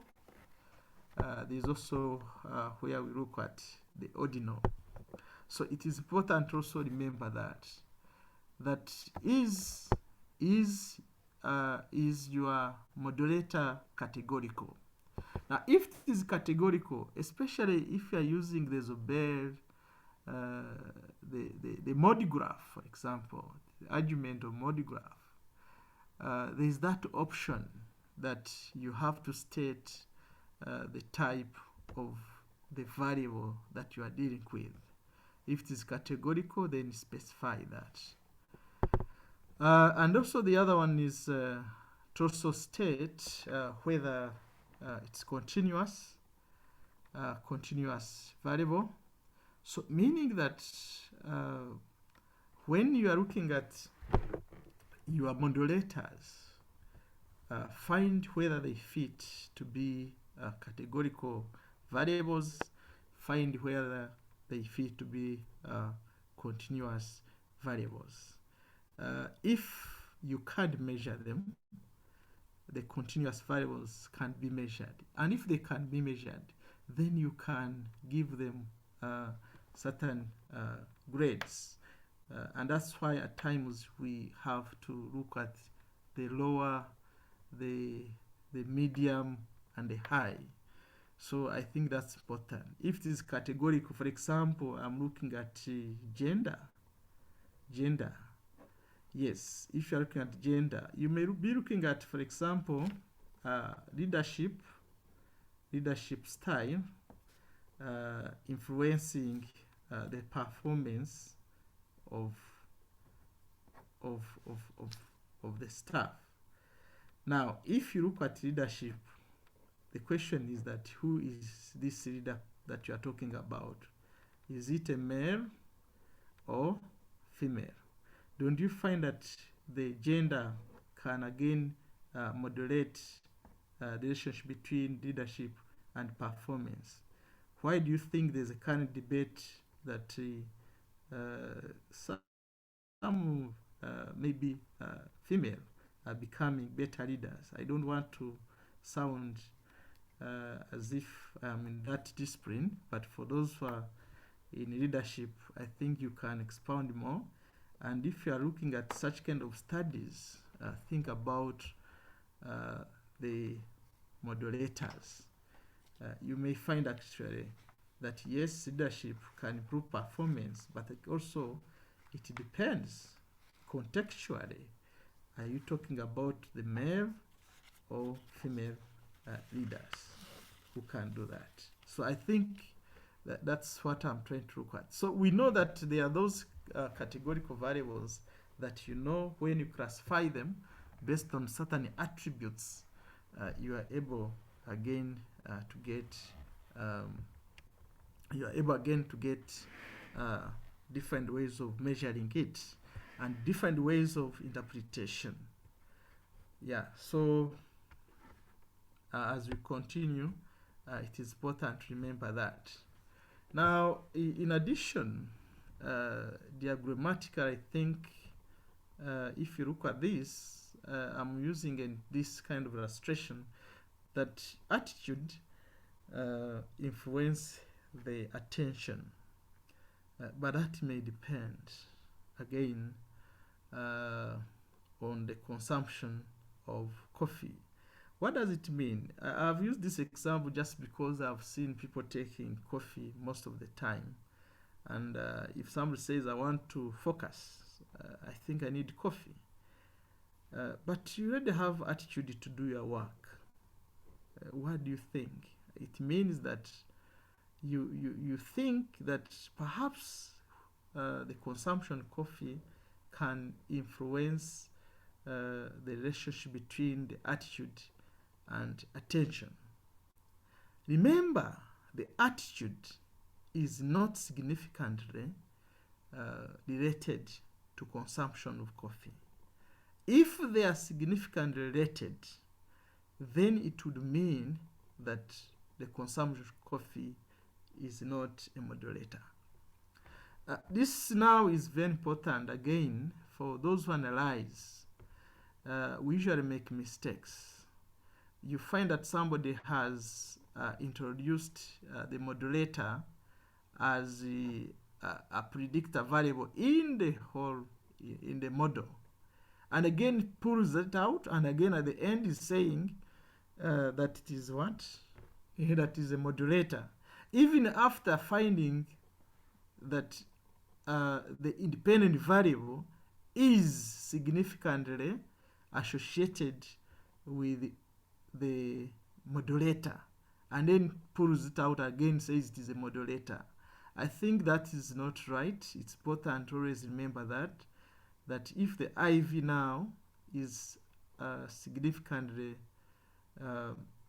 related to the modulator, then that ceases to be a modulator. That can be perhaps a mediator. You need to to test further about the mediation, not the moderating effect. So this is what I say, that again introducing the consumption of coffee, a number of things can happen.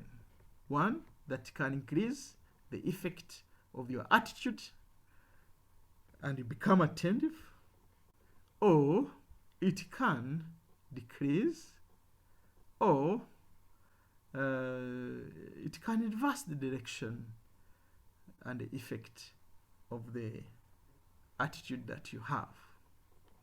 So I think this is something that I thought perhaps if I use, it would provide a better explanation.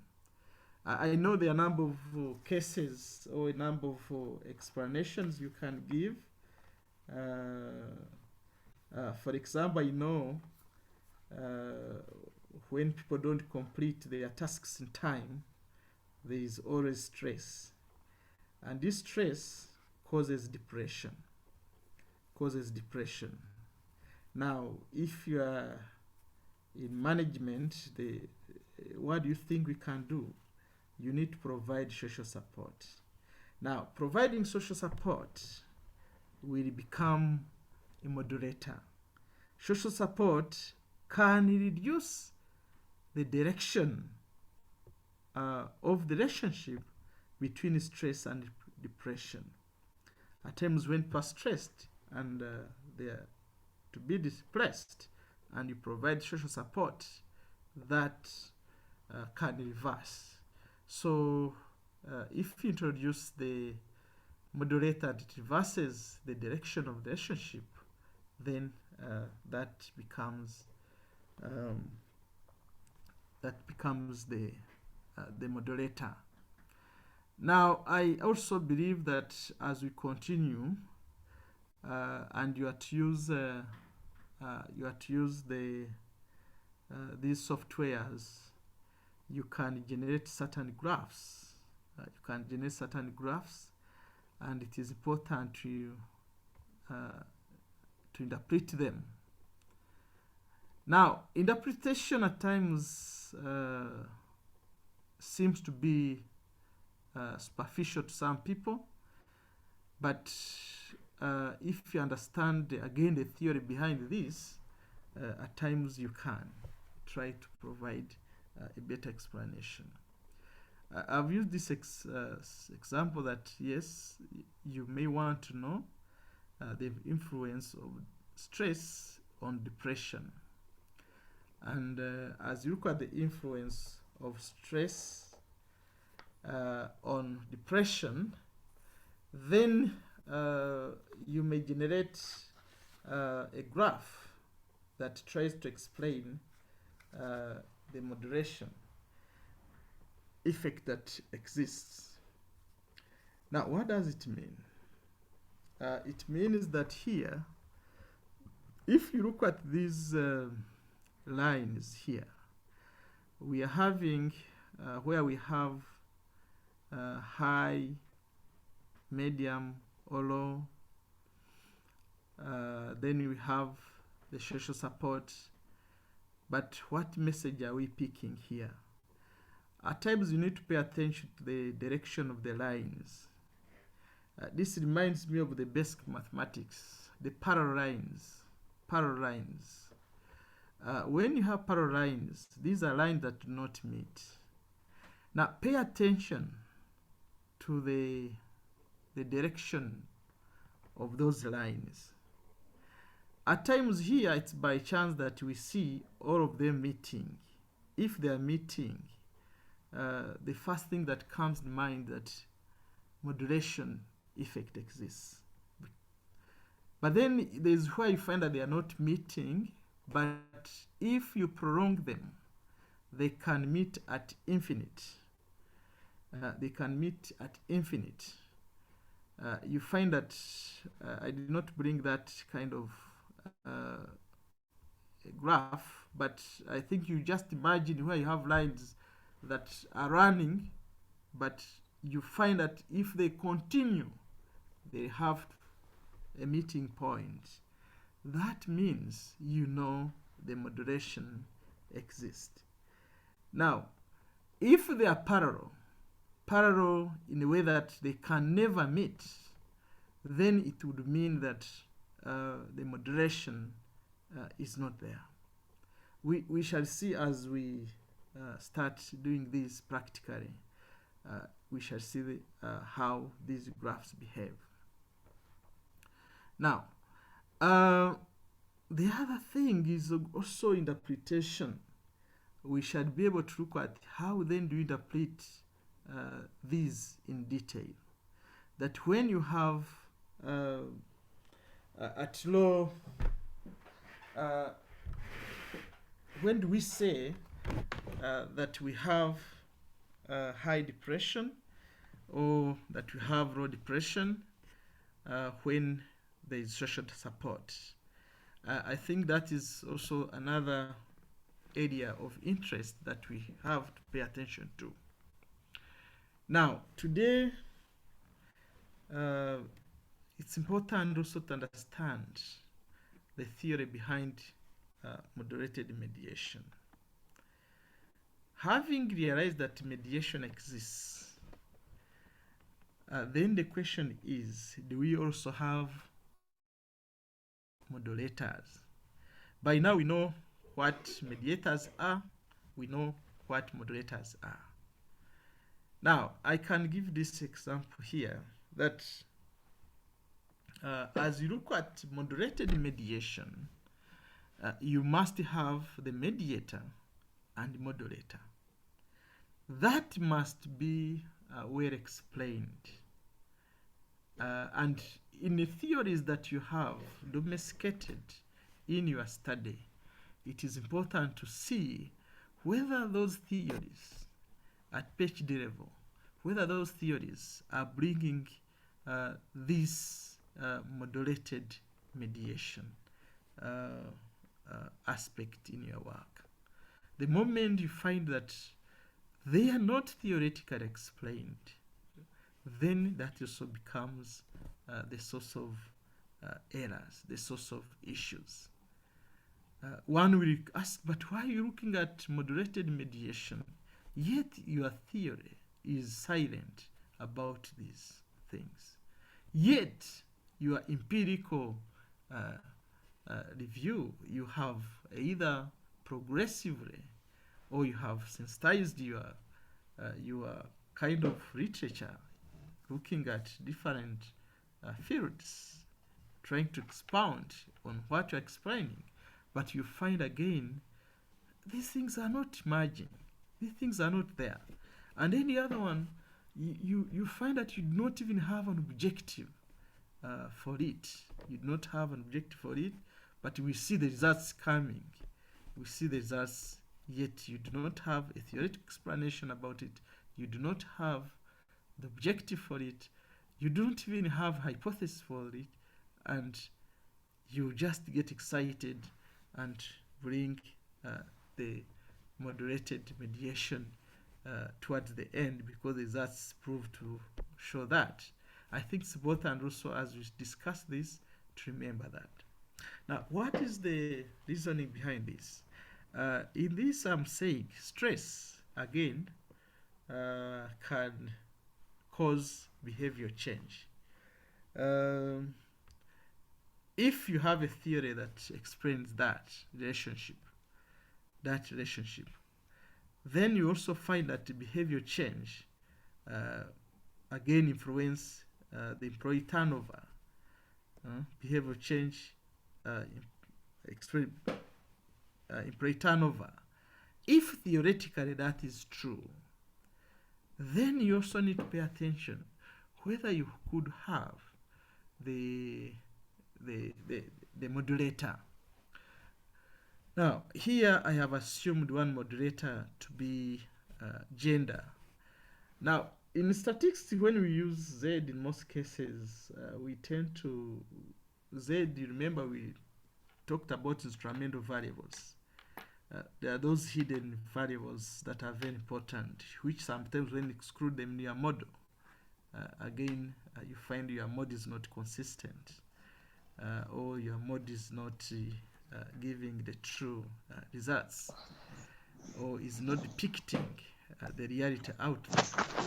Now, in that case, if the gender, again, the stress can cause behavior change depending on whether there is, you understand the aspect of gender. This is categorical now. Gender is categorical. Male, female. So we may need to see whether it is for male that we have this model working, or model being consistent, or it is when we have the male. So it's important also to look at that. Well, I'm trying to just use this, but I think we can get as many examples as possible. Now, the other one could be, the other one we say that attitude can influence intention, and intention can influence behavior. But again, you can pay attention to a number of moderators. Things like gender, things like age. The age can also end up moderating. It can moderate the relationship between the intention and somebody's behavior.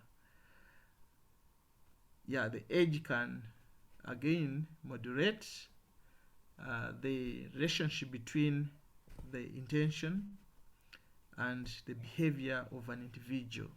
So one would pick interest on that. Also, I'm aware that there are those complex cases, complex scenarios where you may have more than one modulator in the model, where you have more than one modulator in the model. You have very many modulators. Now, the good news that where you have many modulators, it used to be a challenge. But the good news today is that Pritchard and Hayes, they have tried to come up the best way of handling that. They have developed different models, so different models that can handle modulated mediation depending on where it is where the arrow tends to touch in the model, as we shall look at. For example, if you have a situation where you have the independent variable influencing the mediator, and the mediator also influencing the dependent variable, but the modulator is influencing the direct relationship between the independent variable and the dependent variable. According to Pritchard and Hayes, they found that yes, this can be tested, but this should be when you're using the process model 5. The process model 5. Now, this is a scenario where you use process model 5. Remember that time when we are testing for mediation, we use process model 4. Here we are using process model 5. And the other one again is where you find the modulator influencing or intervening in the relationship between the independent variable and the mediator. Yes, when you find this kind, you have in your model, you have found that your IV is influencing the mediator, but again, that relationship is moderated by a certain variable. Then you have to use process model 7. You have to use process model 7 and test for that. You can go through the same kind of process like the way then you select process model 7 and then you generate results and see what happens. So I think that is where we need to sort of pay attention there. Then the other one is where you find this kind of scenario. You find a modulator can you have a modulator which is affecting the relationship between the independent variable and the mediator, and also affecting the relationship between the independent variable and the behavior. That is also another area of interest. What model do you use now? If you use the process Marco, you have to choose the process model 8. Process model 8, and you test for that modulated mediation. There are other cases now, where you may find that your modulator is influencing or you have a variable which is moderating the relationship between the mediator and your dependent variable. Now the other side is okay, but here you find the mediator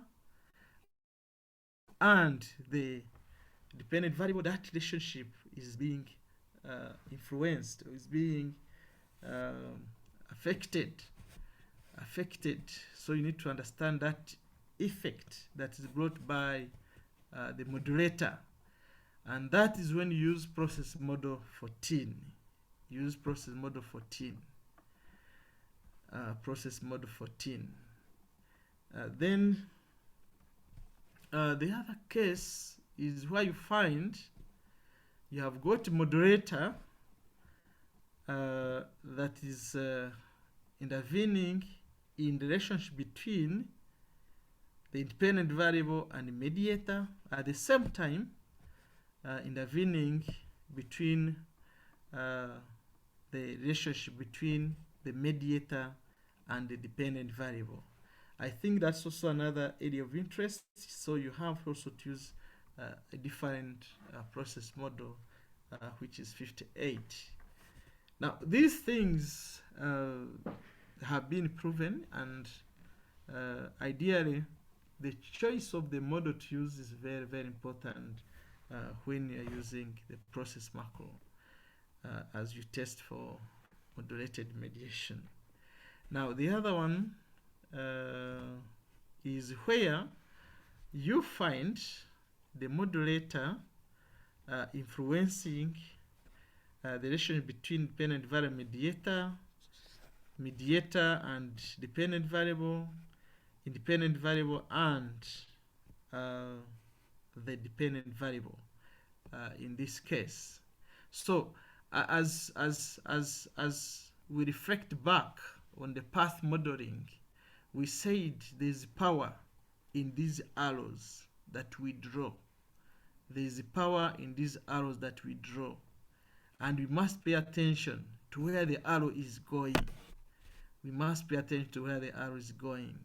So even when you're looking at the modulated mediation, you need to pay attention to where these arrows are going, and that determines the model, the process model that you are going to use when you're analyzing, when you are testing the existence of that modulated mediation. Now, of course, we also have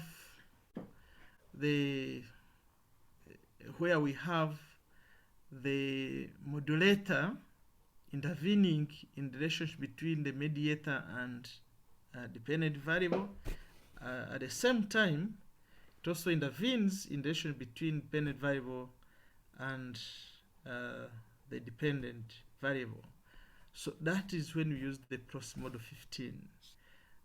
So the choice of these models again is important depending on the arrow that you are considering.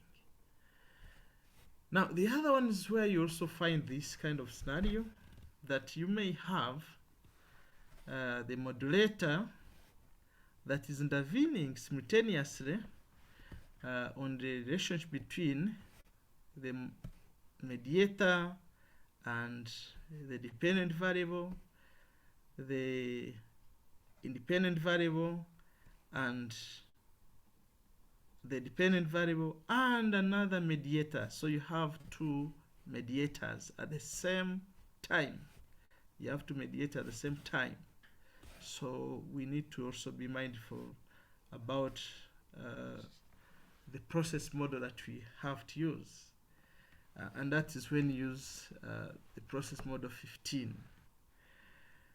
Now, the other one is when you also find this kind of scenario. You have two mediators, but the modulator is intervening in the relationship between the mediator and the dependent variable. At the same time, it is also intervening between the mediator 2 and the dependent variable. So if you have also conceptualized and you are finding the same kind of conceptualization, the same kind of path that in a line of this, where you have two mediators and you are to look at modulated mediation simultaneously, then you need to use process model 14. This is very, very important, because if you choose a wrong model.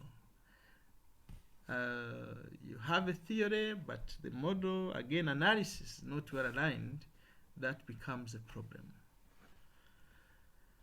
So it's important to look at these kind of models, the choice of these models, as you try to, again, test for moderated mediation.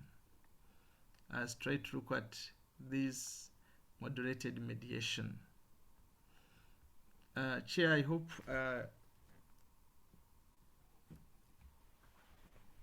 we are together. Yes, we are. Can we handle some questions before we go to practical part?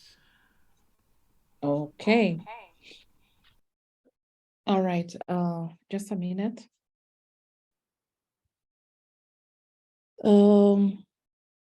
Good morning once again, everyone on the call. I'd like to once again welcome you to the session for those who joined us late.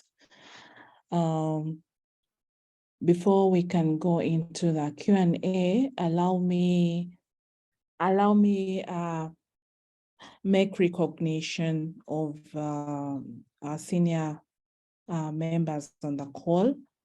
First of all, I'd like to recognize Professor Ntai. Thank you, Professor Ntai, for this platform.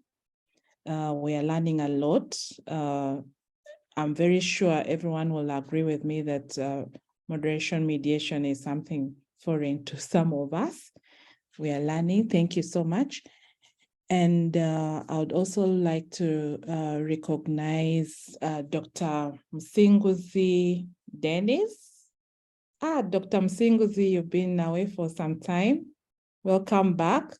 Dr. Ahmed Walgembe, Dr. Gorete Cheine, Dr. Ibrahim Sinze, Dr. Sadat Chimuli, Professor Kagari, and my very good friend, Professor Koche, and every other member on the call. Yeah, all welcome to this session.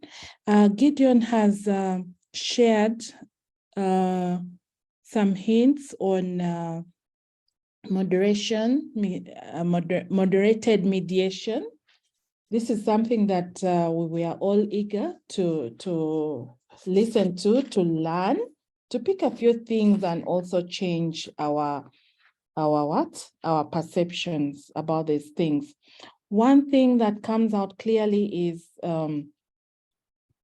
however you draw your conceptual framework, it has an implication. It has an implication on the kind of analysis we will perform. It has an implication on how we will interpret the results and even explain our results, our outcomes and everything. It's not a matter of just drawing boxes and drawing arrows left, right, and center. Everything must be informed by theory. You say you are going to have a moderated mediation. Which theory are you anchoring your conceptualization on? That is very, very key. Thank you so much, Gideon. At this point, I would like to take a few questions. I see a burning hand up by Teresa Caro. Caro, please unmute and speak.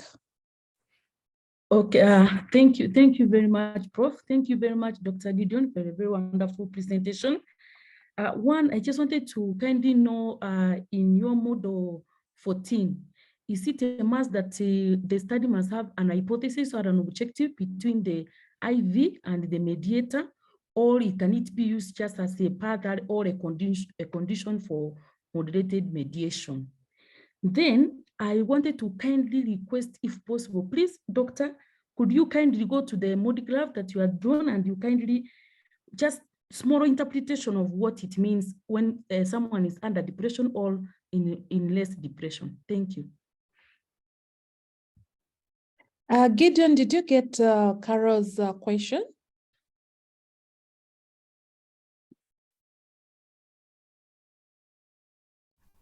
Yes, I've had the Is question, it please. okay? Let us just take let's take I see some questions in the chat. Let me read for you the one from Bernard Wabukala. Bernard says, good points on full partial mediation. Now, if we find full mediation, e.g. spending, can we drop the X variable? What conclusion do we make about X and Y? Then another one from Sylvia Arakit. She says, thank you, Dr. Gideon, for your presentation. I would like to understand the difference between mode graph and marginal plots used in some papers to show interaction effects. All right, do we have any other hand up? Any questions or comment for Gideon?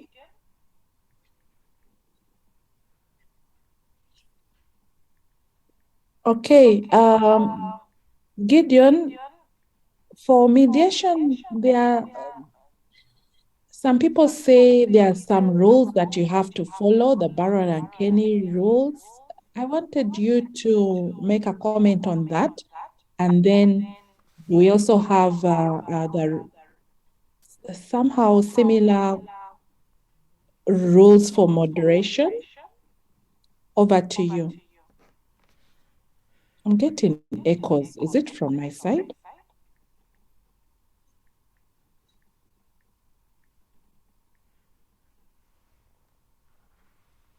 Gideon, the floor is yours. Okay, thank you. I don't know that I follow the order, but I think let me start with what I've noted. Bernard was saying that when there's a full mediation, do you drop your independent variable? The answer is no. You don't drop. By the way, when you drop it now, would you find your mode again fitting? You can't drop. One, you need to provide an explanation for that full mediation. And then two, you should also know that the mediation testing is done simultaneously, meaning that there's always net effects. So the moment again you drop that, I think for me, it is not necessary to, actually it's not, you are not supposed to drop the independent variable. What it means that when there's a full mediation, the mediator is taking a full charge as a conduit through which that IV, which you are saying you can drop, influences the dependent variable. I don't know whether this would be best way to explain this. I know if you listen when people are praying, especially Christians, there are those who don't sometimes mention God. They say through Jesus Christ I've been able to pray. The question comes, what is the theory behind that prayer? Does it mean you are eliminated from, you are talking to God, but through Jesus Christ? So that I think, I don't know whether that may bring that reality in my explanation. But for me, my answer, you don't drop, but provide an exhaustive explanation why it has become full mediation, yet previous studies perhaps had said it provides partial mediating role. And even I think I also need to remind, we need to remind ourselves again here that you may test for mediation and you find the results are saying the mediation does not exist. In other words, it may be existing but not significant. What do you do? You need to provide again explanation. And especially where the results are not significant, don't celebrate. Instead, provide exhaustive explanation for not getting what you have earlier hypothesized, what people know, what is known, and if we are getting different findings. I also want to say that those exhibitions kind of findings are good again, that yes, it is important to always provide explanation for significant and non-significant hypotheses. The other one, which I noted also, was on rules of Baron and Kenny. Those rules again, you know, as we look at moderation and mediation, I did not go through the historical perspective of each of these. I remember when I looked at mediation the other time, I went to I explored more of this. But you should know that the scholars who have attempted to look at moderation and mediation, they are the same guys who have been trying to study more on these things. And these other assumptions, the parametric assumptions, those diagnostic tests being fulfilled, ideally should be reflected on. The mediation testing, again, with the conditions that you follow.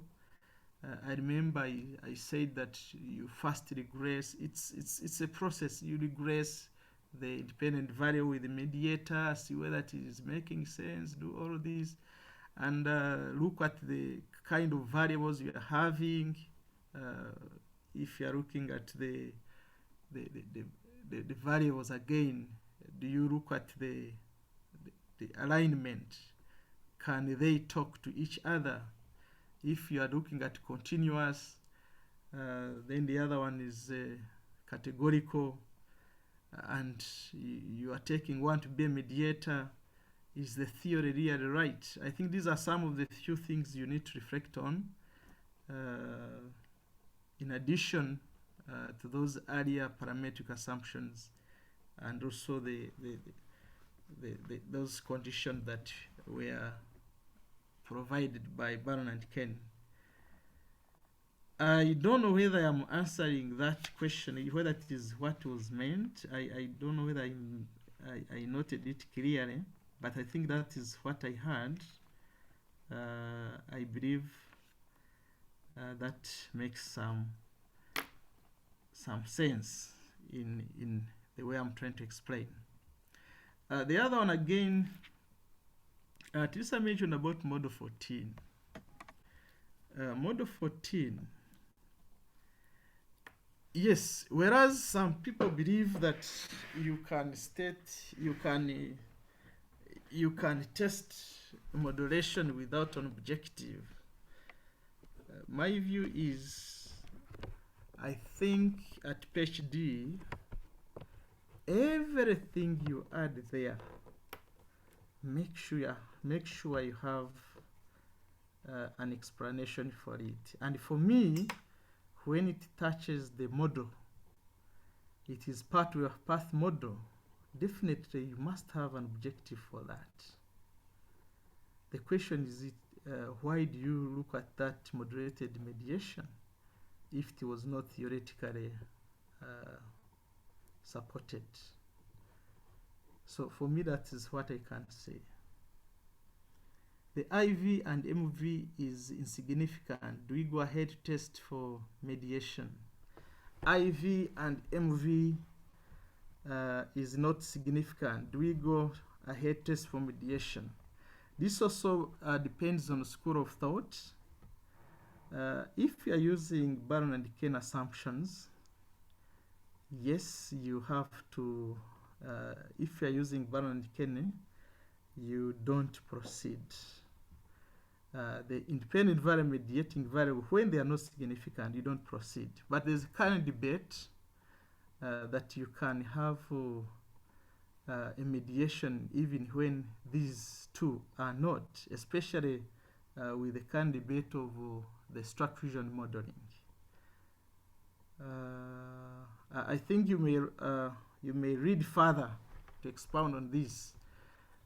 You know, I also know Baron Kenny is right, but we have seen cases where you may have very many variables in the model, and whereas this may not, but again, you find again you can proceed and get, there's a Zhu et al. You read through Zhu et al. He has tried to bring some bit of explanation of that. So the debate is still going on. But if you are using Baron Kenny assumption, that's why you need to provide an explanation where you are coming from. Which school of thought are you using? Otherwise, when you do simultaneous testing with the other one, then with Zhu et al., then it may be different. And the other one, again, I want also to say that at times when you are using smart PLS, you are using smart PLS, which considers small samples and large samples, what happens? Do you first test for those conditions? No. You may not succeed because you are going to use bootstrapping that assumes the non-parametric assumption. So ideally, those other conditions, you need to know where you're coming from. For me, that's the answer I can give.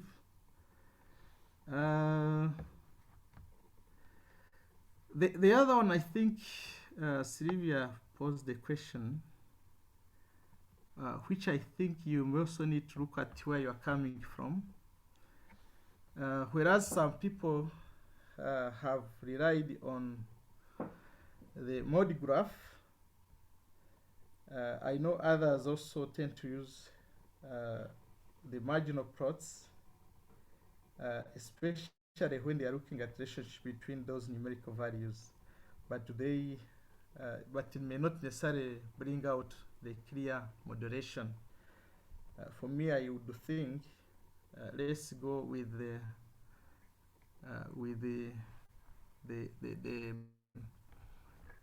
mode graph. If it doesn't, then we can use statistical tests, especially those that Pritchard and Hayes have used without even using graph. Ideally, you can. Now, for the interpretation, I believe we shall have to look at this. However, I've also noted that we may, I think it's by request, we may first install these softwares and then we do this thing practically, because I've also realized that some of the question may continue coming back. Chair, it's my request that one, let it be our effort that we install the process marker in our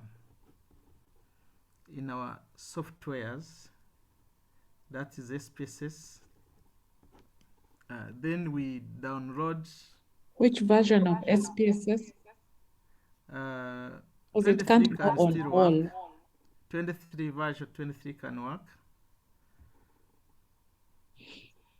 Okay. Then we also download the mode graph.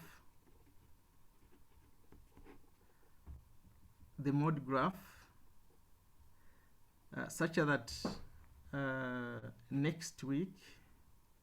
We look at these things, we share the data as we explain, as we analyze, we explain, so that we do this thing practically. For me, that's what I imagine, because even the preaching, this moderated mediation, we may need to know how we are arriving at them. So today I thought I would be able to handle the theory, then we later look at the practical, but practical in a way that at least each of us should be able to do something as we are doing it practically. That's my view, Chair. I didn't get you very well. Are you saying that the practical bit will be for next Sunday, or you are going to just go through the highlights for today? I thought that the practical should be for next Sunday, where each of us has tried to install these things, and we share some bit of data and we do it practically, where everybody is trying to practice as well. All right. I think the members on the call have had this.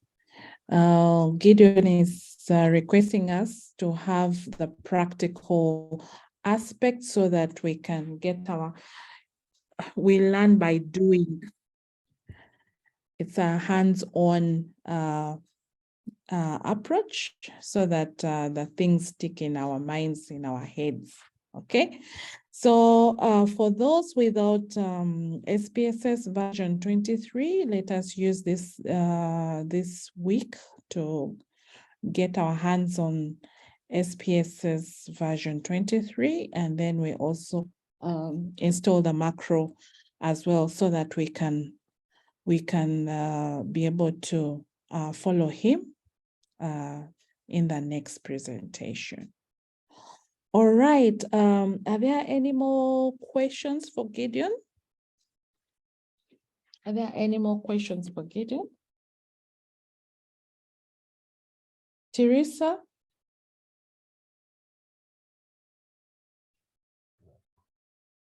Yes, Prof. Maybe I wanted to kindly ask Daktari whether there is a software for monographs.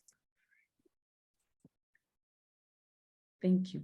And then the other question which I was asking Daktari, okay, before we can do the demonstration of next Sunday, the monograph which was just he presented there, I just wanted to kindly see how it is being interpreted so that I understand whether I'm doing the right thing in my work or not. Thank you. Gideon, over to you. There was that there was a model that had one moderator, one mediator. For the monograph,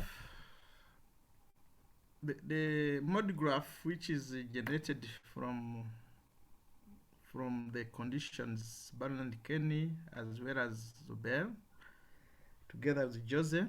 Now we know that, of course, when you want to get it, I think you can either do your work, you can analyze online, or you can download that Excel sheet, which is for the monograph. Now, if you type the monograph,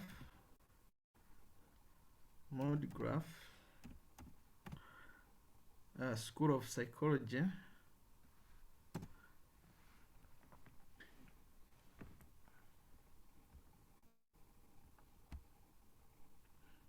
these are guys, psychometricians, are the guys who developed the monograph. Now you can see that you have a different option. One would be either to use, if you have continuous variable, which is your modulator, you can click there and you use it directly. Or you can even use categorical modulator, depending on how you have theorized. and conceptualized. But you can as well download. If you wanted, you can download, and the current version is better, is more improved. So you can get this one and use it. However, I want to say that when you choose to use Baron and Kenny, then you don't need to use the other, the zoo and hair, etal approach, where you test these models simultaneously. So the choice will be yours, and again to see which one's most relevant, depending on the number of variables you have. I think that's what I can say. So I think Teresa here, you can see that you can get that online. I hope you can view the these things. Chair, are you seeing them, or they are not well Yes, shared? we can see. Yeah, so when you go through the same process, you can download. I think the best is to download because you can use it anytime. Now, the reason why we want to use this, we want to use that there's two schools of thought. The one for the mode graph, and the current for hair and preacher, and we see whether each of them can give us the results, and again which one is most preferred and why. That is the debate I want us to look at as we use these things. The other one, Teresa, you want interpretation. Although I had thought that will be done as we are trying to do this practically, maybe to give a preamble. She requested that you use one of the models that you had shared in your presentation. Yes, please. For her to understand. Okay, now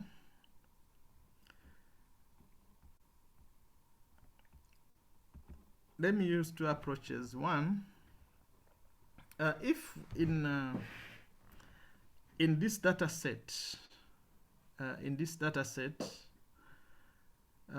we are having the spending. Okay, the income, first of all, is our IV, influencing the level of satisfaction. But we want to see whether gender could have a moderating role on the relationship between the income and the level of satisfaction. Now, what means we can analyze, and then we use the process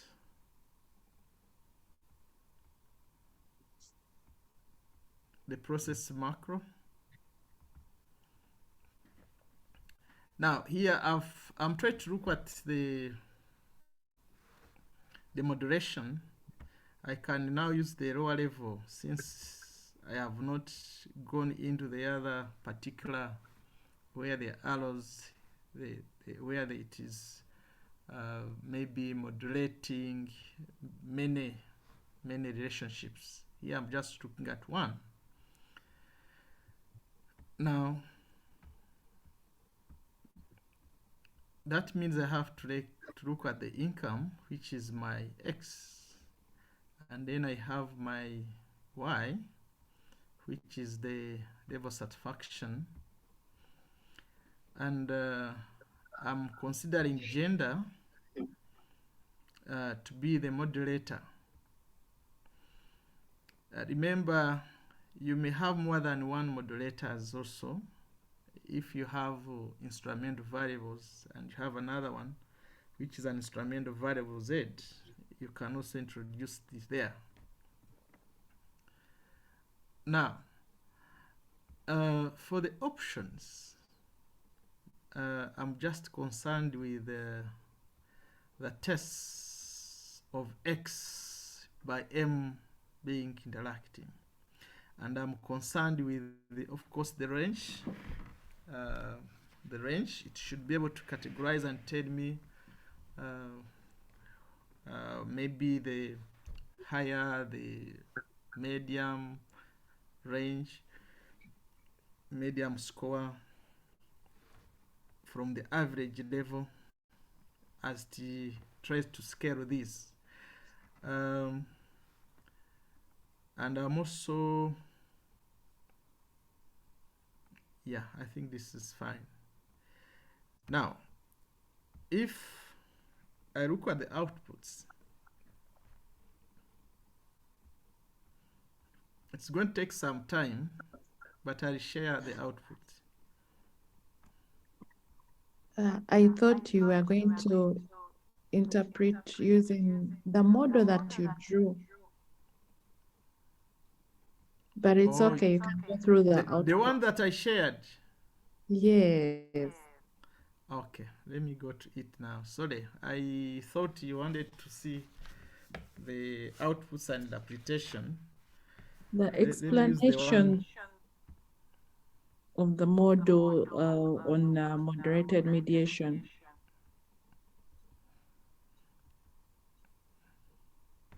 Oh, you mean this one which I had illustrated? Not this one. There was one on Teresa. Is it this one? Yes, or... that one, that one, that one. Okay, that's fine. So we have depression and the stress.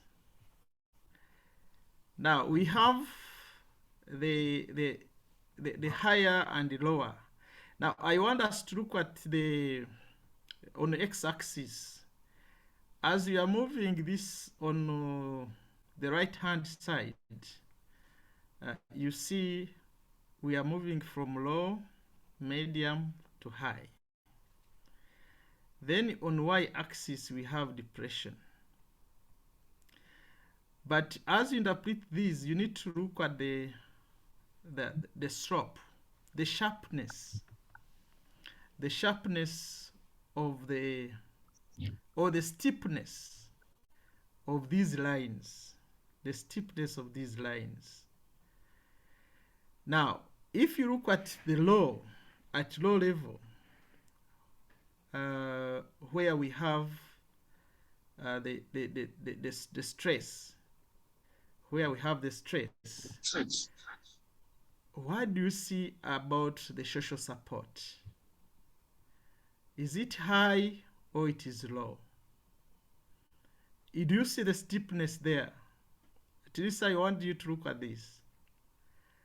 If you look at where the stress is low, what happens to social support?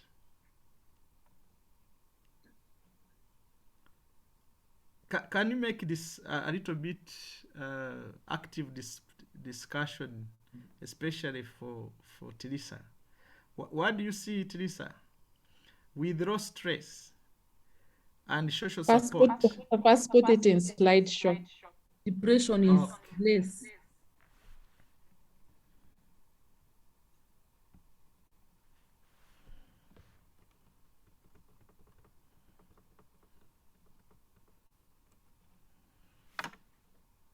I think it can be seen now. Please proceed. So as we go up, the steepness is changing. For social support, it is increasing. But you see, as we come closer here at point of intersection, where all of them intersect, you find again that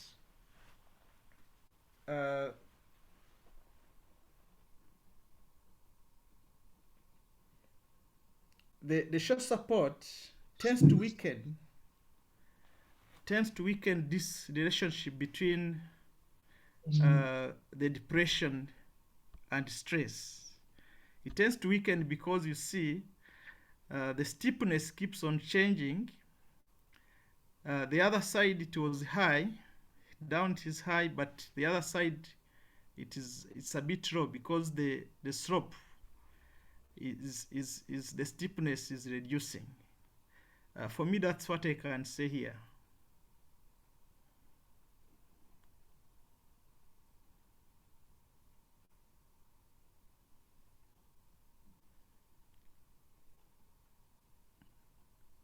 I don't know whether I'm answering it, Lisa. Oh, yes, Dr. Thank you. I wanted to know, like, when the person is less stressed, do we interpret, like, if the person is less stressed, it means and less depression, stress should be less, and the social support should be low, something like that. I don't know. Yeah, of course, if you look at these lines, maybe let me use the basic. Which one can I use? You remember the supply curve, the supply function, the supply graphs, for the supply. Yes. When you look at that, as one is increasing, the stress is increasing, the depression is increasing. But when you create social support, what happens? It is the same. It is, but you can see social support, the steepness is higher as you reduce the stress. Meaning that it is as you continue increasing the social support, you are able to reduce the depression.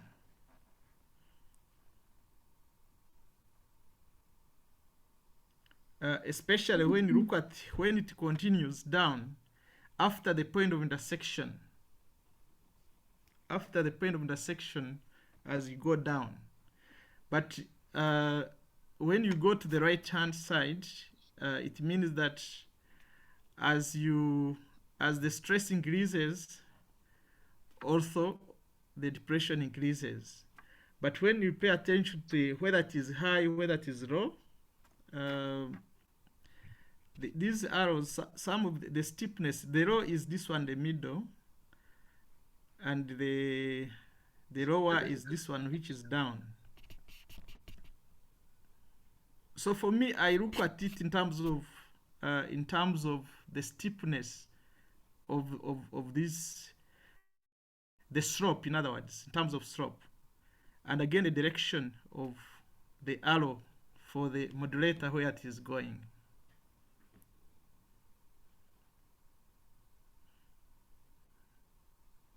I believe if somebody has a better way of explaining that, maybe could help. Professor, I think, is around, can also help us to simplify it further. Yes, Gideon, may I know which one is the dependent, your independent, your social support? I'm very sorry I came in a bit late. Depression The is independent is stress. Independent is stress. And dependent is depression. And independent? The independent is stress. The stress causes depression. Okay. However, when you bring social support as a modulator, it reduces, it changes the direction of that relationship. Okay. Yes, Prof. Okay, I think what maybe Teresa did not see was a diagram. Maybe you should have started with a diagram showing the link between stress and, in your case, depression, I think. And then you bring in the issue of social support. Now, what the diagram tells you essentially, that diagram is that first of all, I think there are some certain assumptions that one should have, and I believe that one should have gone through those assumptions, because you do not simply test for moderation or even mediation without those assumptions. Now, two, when you see those lines coming together or we're meeting, it means that you've got moderation taking place. Now, if the lines do not meet, it means that there is no moderation. Now, in our case here, I'm just using what Gideon has presented. It simply means the conclusion is that the effect of perceived social support on depression is partially mediated. Sorry, sorry, it's social support. Did you say it is, well, depression is the independent and the stress is the, so it means that the effect of social, of the effect of perceived distress on depression is partially mediated by social support. That's what it means. So I think now you have to go into details of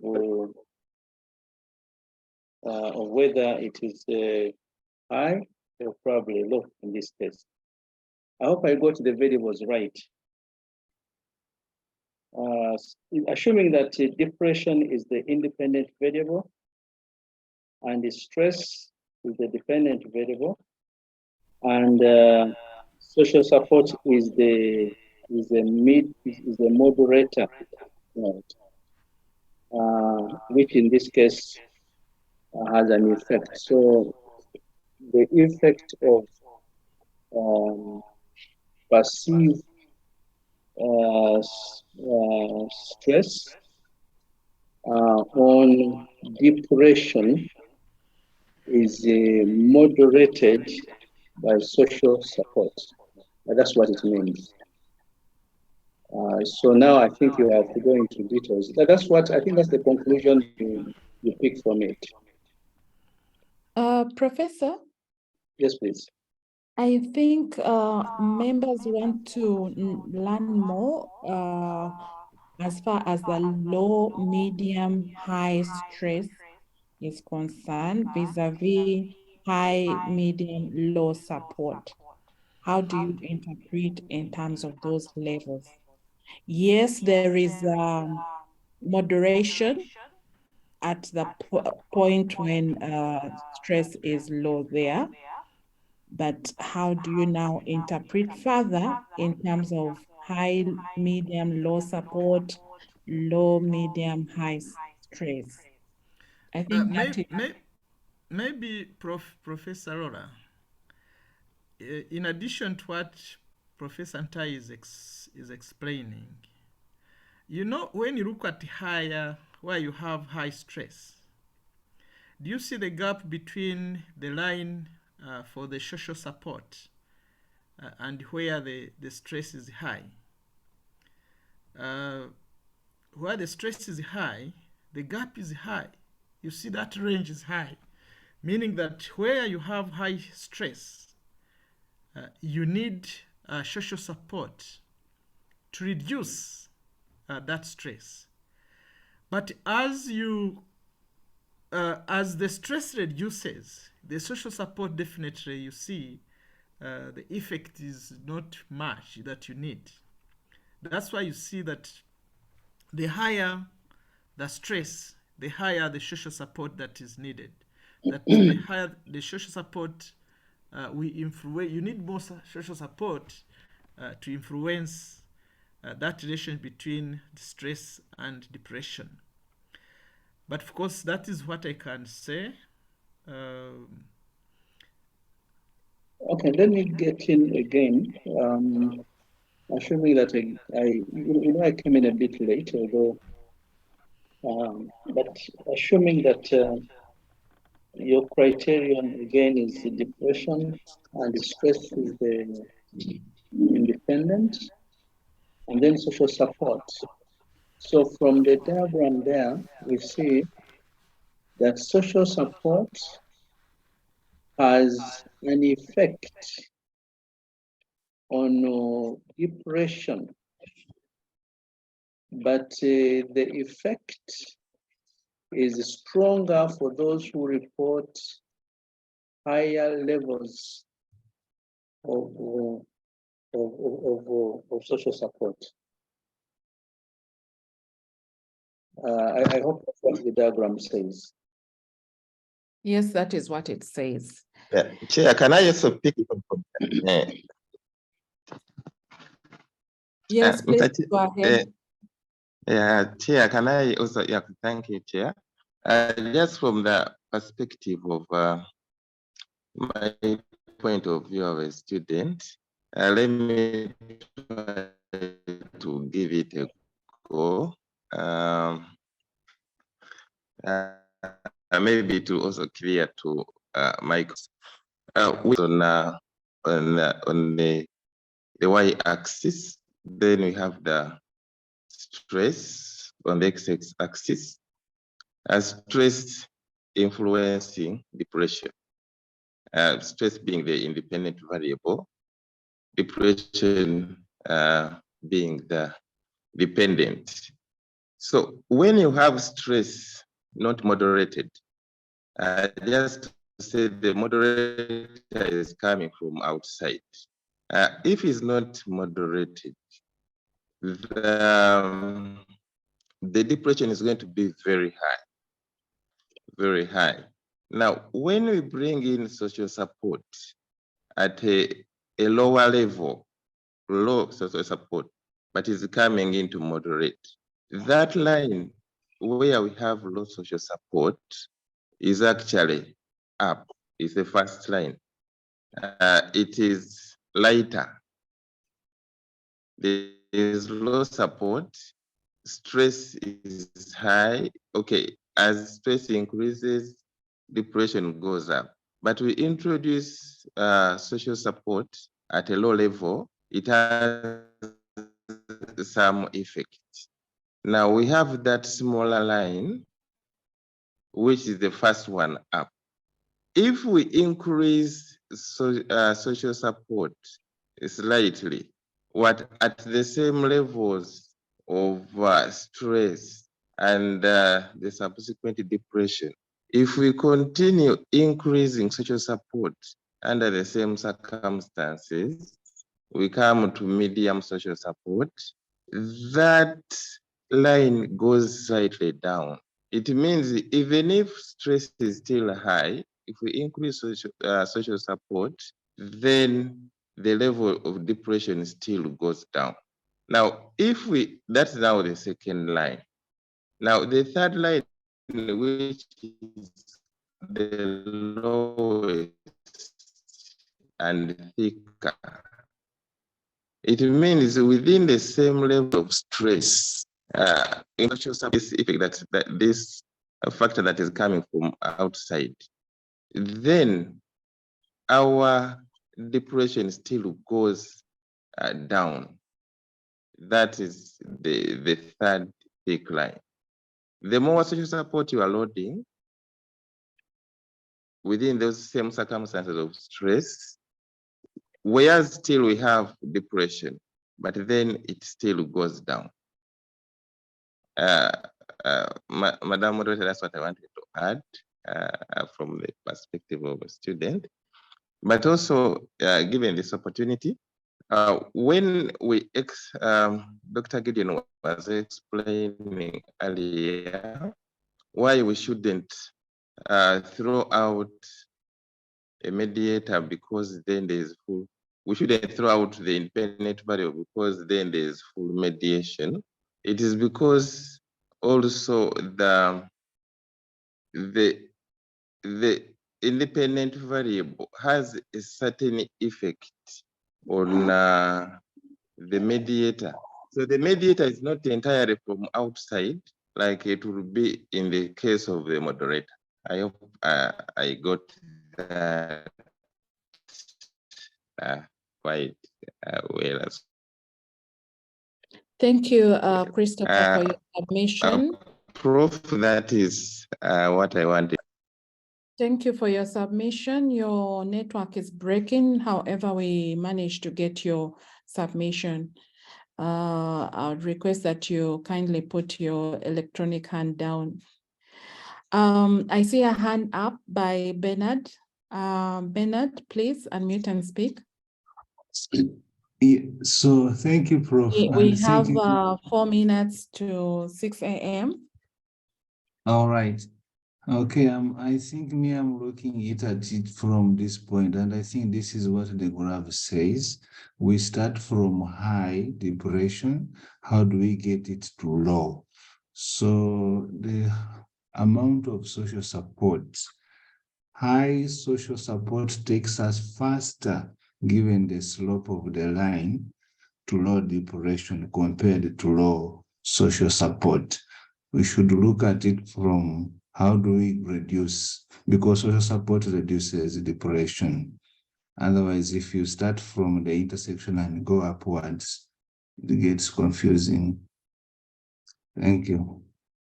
Chair, Yes, please, Prof. I think we rushed Gideon to start interpreting figures without, a figure without real values. For example, of the upper, the lower, and so forth. And therefore, the interpretations we are giving now could actually be wrong. So what we need to know is that once the diagrams have been drawn, there will be an output table. That output table that is given will give you moderation estimates. The estimates with the corresponding standard errors, 95 confidence interval of the lower, the upper, the p-values, and the z-scores. Now, it's on the basis of that we interpret. That diagram tells you whether mediation, so whether moderation exists or not.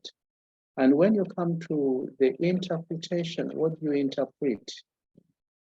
From the figures, you will be able to tell, for example, that there is a significant interaction which is found in this case of ours by social support on perceived, I think you're talking about depression,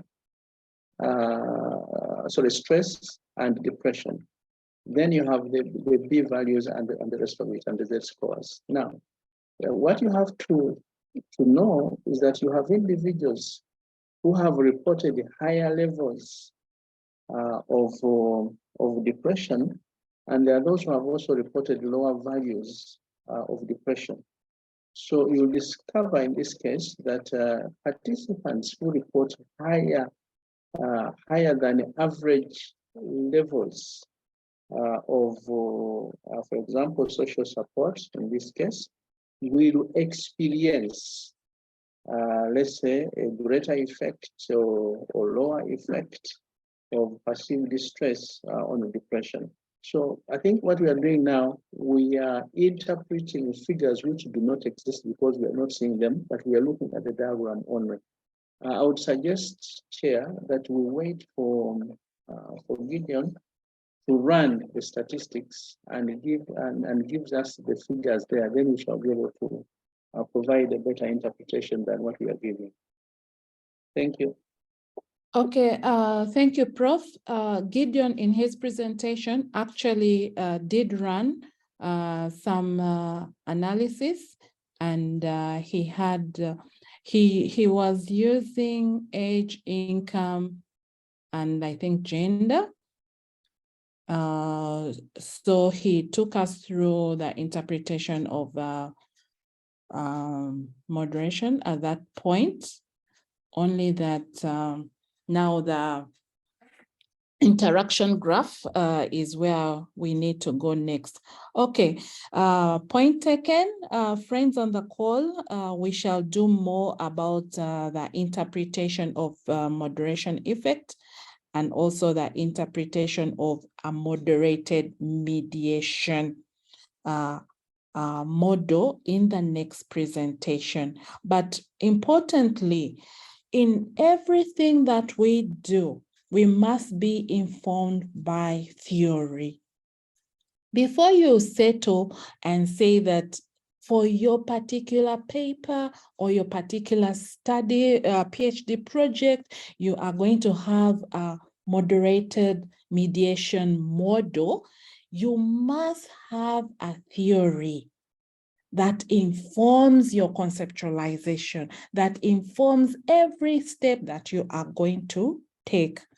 Students have fallen into this trap of having beautiful, very, I would say, ambitious conceptual frameworks. I call them actually cobwebs, boxes all around, yeah? And then arrows left, right, and center, too many arrows, being very ambitious. While you are very ambitious, everything must be informed by theory. Now, if you have that theory, it is then easy for you to interpret the outcomes of your results, the output. For example, this table here, that figure there, sample of moderation effect, had we had the theory at the back of our mind, that it would, help us interpret easily. So important, everything must be informed by theory. Gideon, thank you once again for your time and for the wonderful piece of work that you have put together for us. We appreciate your sacrifices. We appreciate the knowledge that you have shared. And for the friends on the call, thank you so much for yearning to learn more. For peace, my friend, her question was not answered. She asked a question. If you have two moderators, is it two moderators or two mediators? She says, thank you so much, doctor. Doctor, why two mediators in a study? If one mediator is more significant than the other, do you drop the less significant? What could be your conclusion? Gideon, before we close, I would invite you to respond to peace. She sent me a reminder that her question was not handled. Okay, thank you, Chair. Having two mediators, as we have continued to emphasize, you must have a theoretical explanation for the two mediators. Now, when you theorize and you are backed by the debate in the scholarly work, you know how your model looks like. And it's this model that you go and test. You need to have a testing ground where you would be able to test your model. Now, when you test your model looking at those two mediation, and one is significant, it means that one mediation exists, but the other one does not exist. Remember, this is in line of your conceptual model. That is the level where you know that this is your final derived model. The final derived model will not be having that mediator which was not significant. And that is where, again, at discussion level, you must provide explanation why you think, in the context of your study, the other mediator is not important. And why you think your model that you have derived, which gives you the thesis, your thesis. I think that is what I can say maybe at the moment. As we continue discussing these things, I'm sure Peace will learn more about this. Thank you. Yeah, yes, thank you, Gideon. This is a conversation that we are going to continue with in the next session. So friends, come ready to learn more.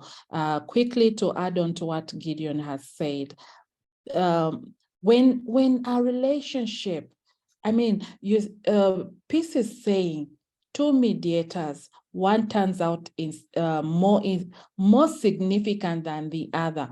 More significant than the other, meaning that the other one is significant, but it is still less. Yeah. The significance level is less. I don't know what she meant by that. But what I can say here is every result that comes out from your analysis has a story behind it. So what you need to do is just dig up the story and tell it as it is. It's not a matter of just dropping a variable because it's this, it's that. No, tell us the story behind. Sometimes, the conceptualization and everything comes from a different perspective, different region, different geographical setting, and so forth. All those play a role in our results. So before we think of dropping a variable, we first have to now interrogate the data further. Look at the study setting, look at the demographic characteristics and everything, so that you can now tell the story. Why is it that in your particular study, what you conceptualize to be a significant relationship turns out to be insignificant? Okay. Yeah, that's how I can just add to what Gideon has submitted. All right, friends, it's now 5 minutes past 6. I would like to bring the session to close. But before we close, I'd request Professor Ntai just to say a word or two. Then we can close the session. Thank you very much, Chair, and thanks very much for the great job that you've done in moderating this session. I would like to also thank members who have continuously logged in to participate in the discussions, and also Dr. Gideon for the great job that he has done in terms of exposing us to the concept of mediation and moderation. Again, as Chair, you have intimated, it's always important for us to think through our work, especially at the time when we are conceptualizing, so that whatever we come up with as a conceptual model is tested rigorously using acceptable statistical estimations. And once we get results, Chair, I agree with you that it's not a matter of dropping variables at that time, because some variables are non-significant while others are significant. So this is very important, because even then, when you start entering all of them in your model, multiple regression model or any other model, they have an interactive effect, right? Even when some of the results are non-significant. So we should not really rush and then say, well, this is what we finally get. I'm sure if you remove those variables in your model, you will not even end up with that model that you say is a final model. Things will change a bit. So the model becomes a little bit unstable. So yes, the story behind your work is very important. So really thank you very much, and we shall be asking members from time to time to come and share knowledge with us. We are interested in learning, and we'll continue to transcend the terrains of knowledge by picking new knowledge. It doesn't matter where we pick it, but it's important that we keep learning. Thank you very much. Yeah, that's all I had to say. Over to you. Thank you very much, Professor Ntai, our senior mentor here on this platform. We thank you for the words of wisdom, and we thank you for always mentoring us and giving us, this confidence, and we are better people. So, dear participants on the call, we've come to the end of our session.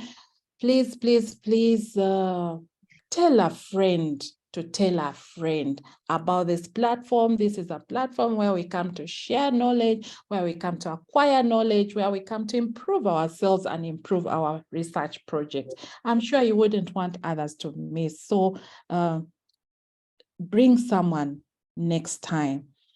All right. Once again, I thank you for having logged in this morning. And so we now close the session with a word of prayer, and I'm going to pray. Loving Father, we thank you for this time that you have gathered us on this platform virtually, for the knowledge that has been shared here as we go to our projects and our research supervision. May we remember the words that are shared here, the knowledge that was shared here, and please make us better people and better facilitators. As we go throughout the day, Lord, may you take the lead, guide us, and provide for us, and be our protector. Amen, amen, and amen. Thank you, friends. See you next Sunday.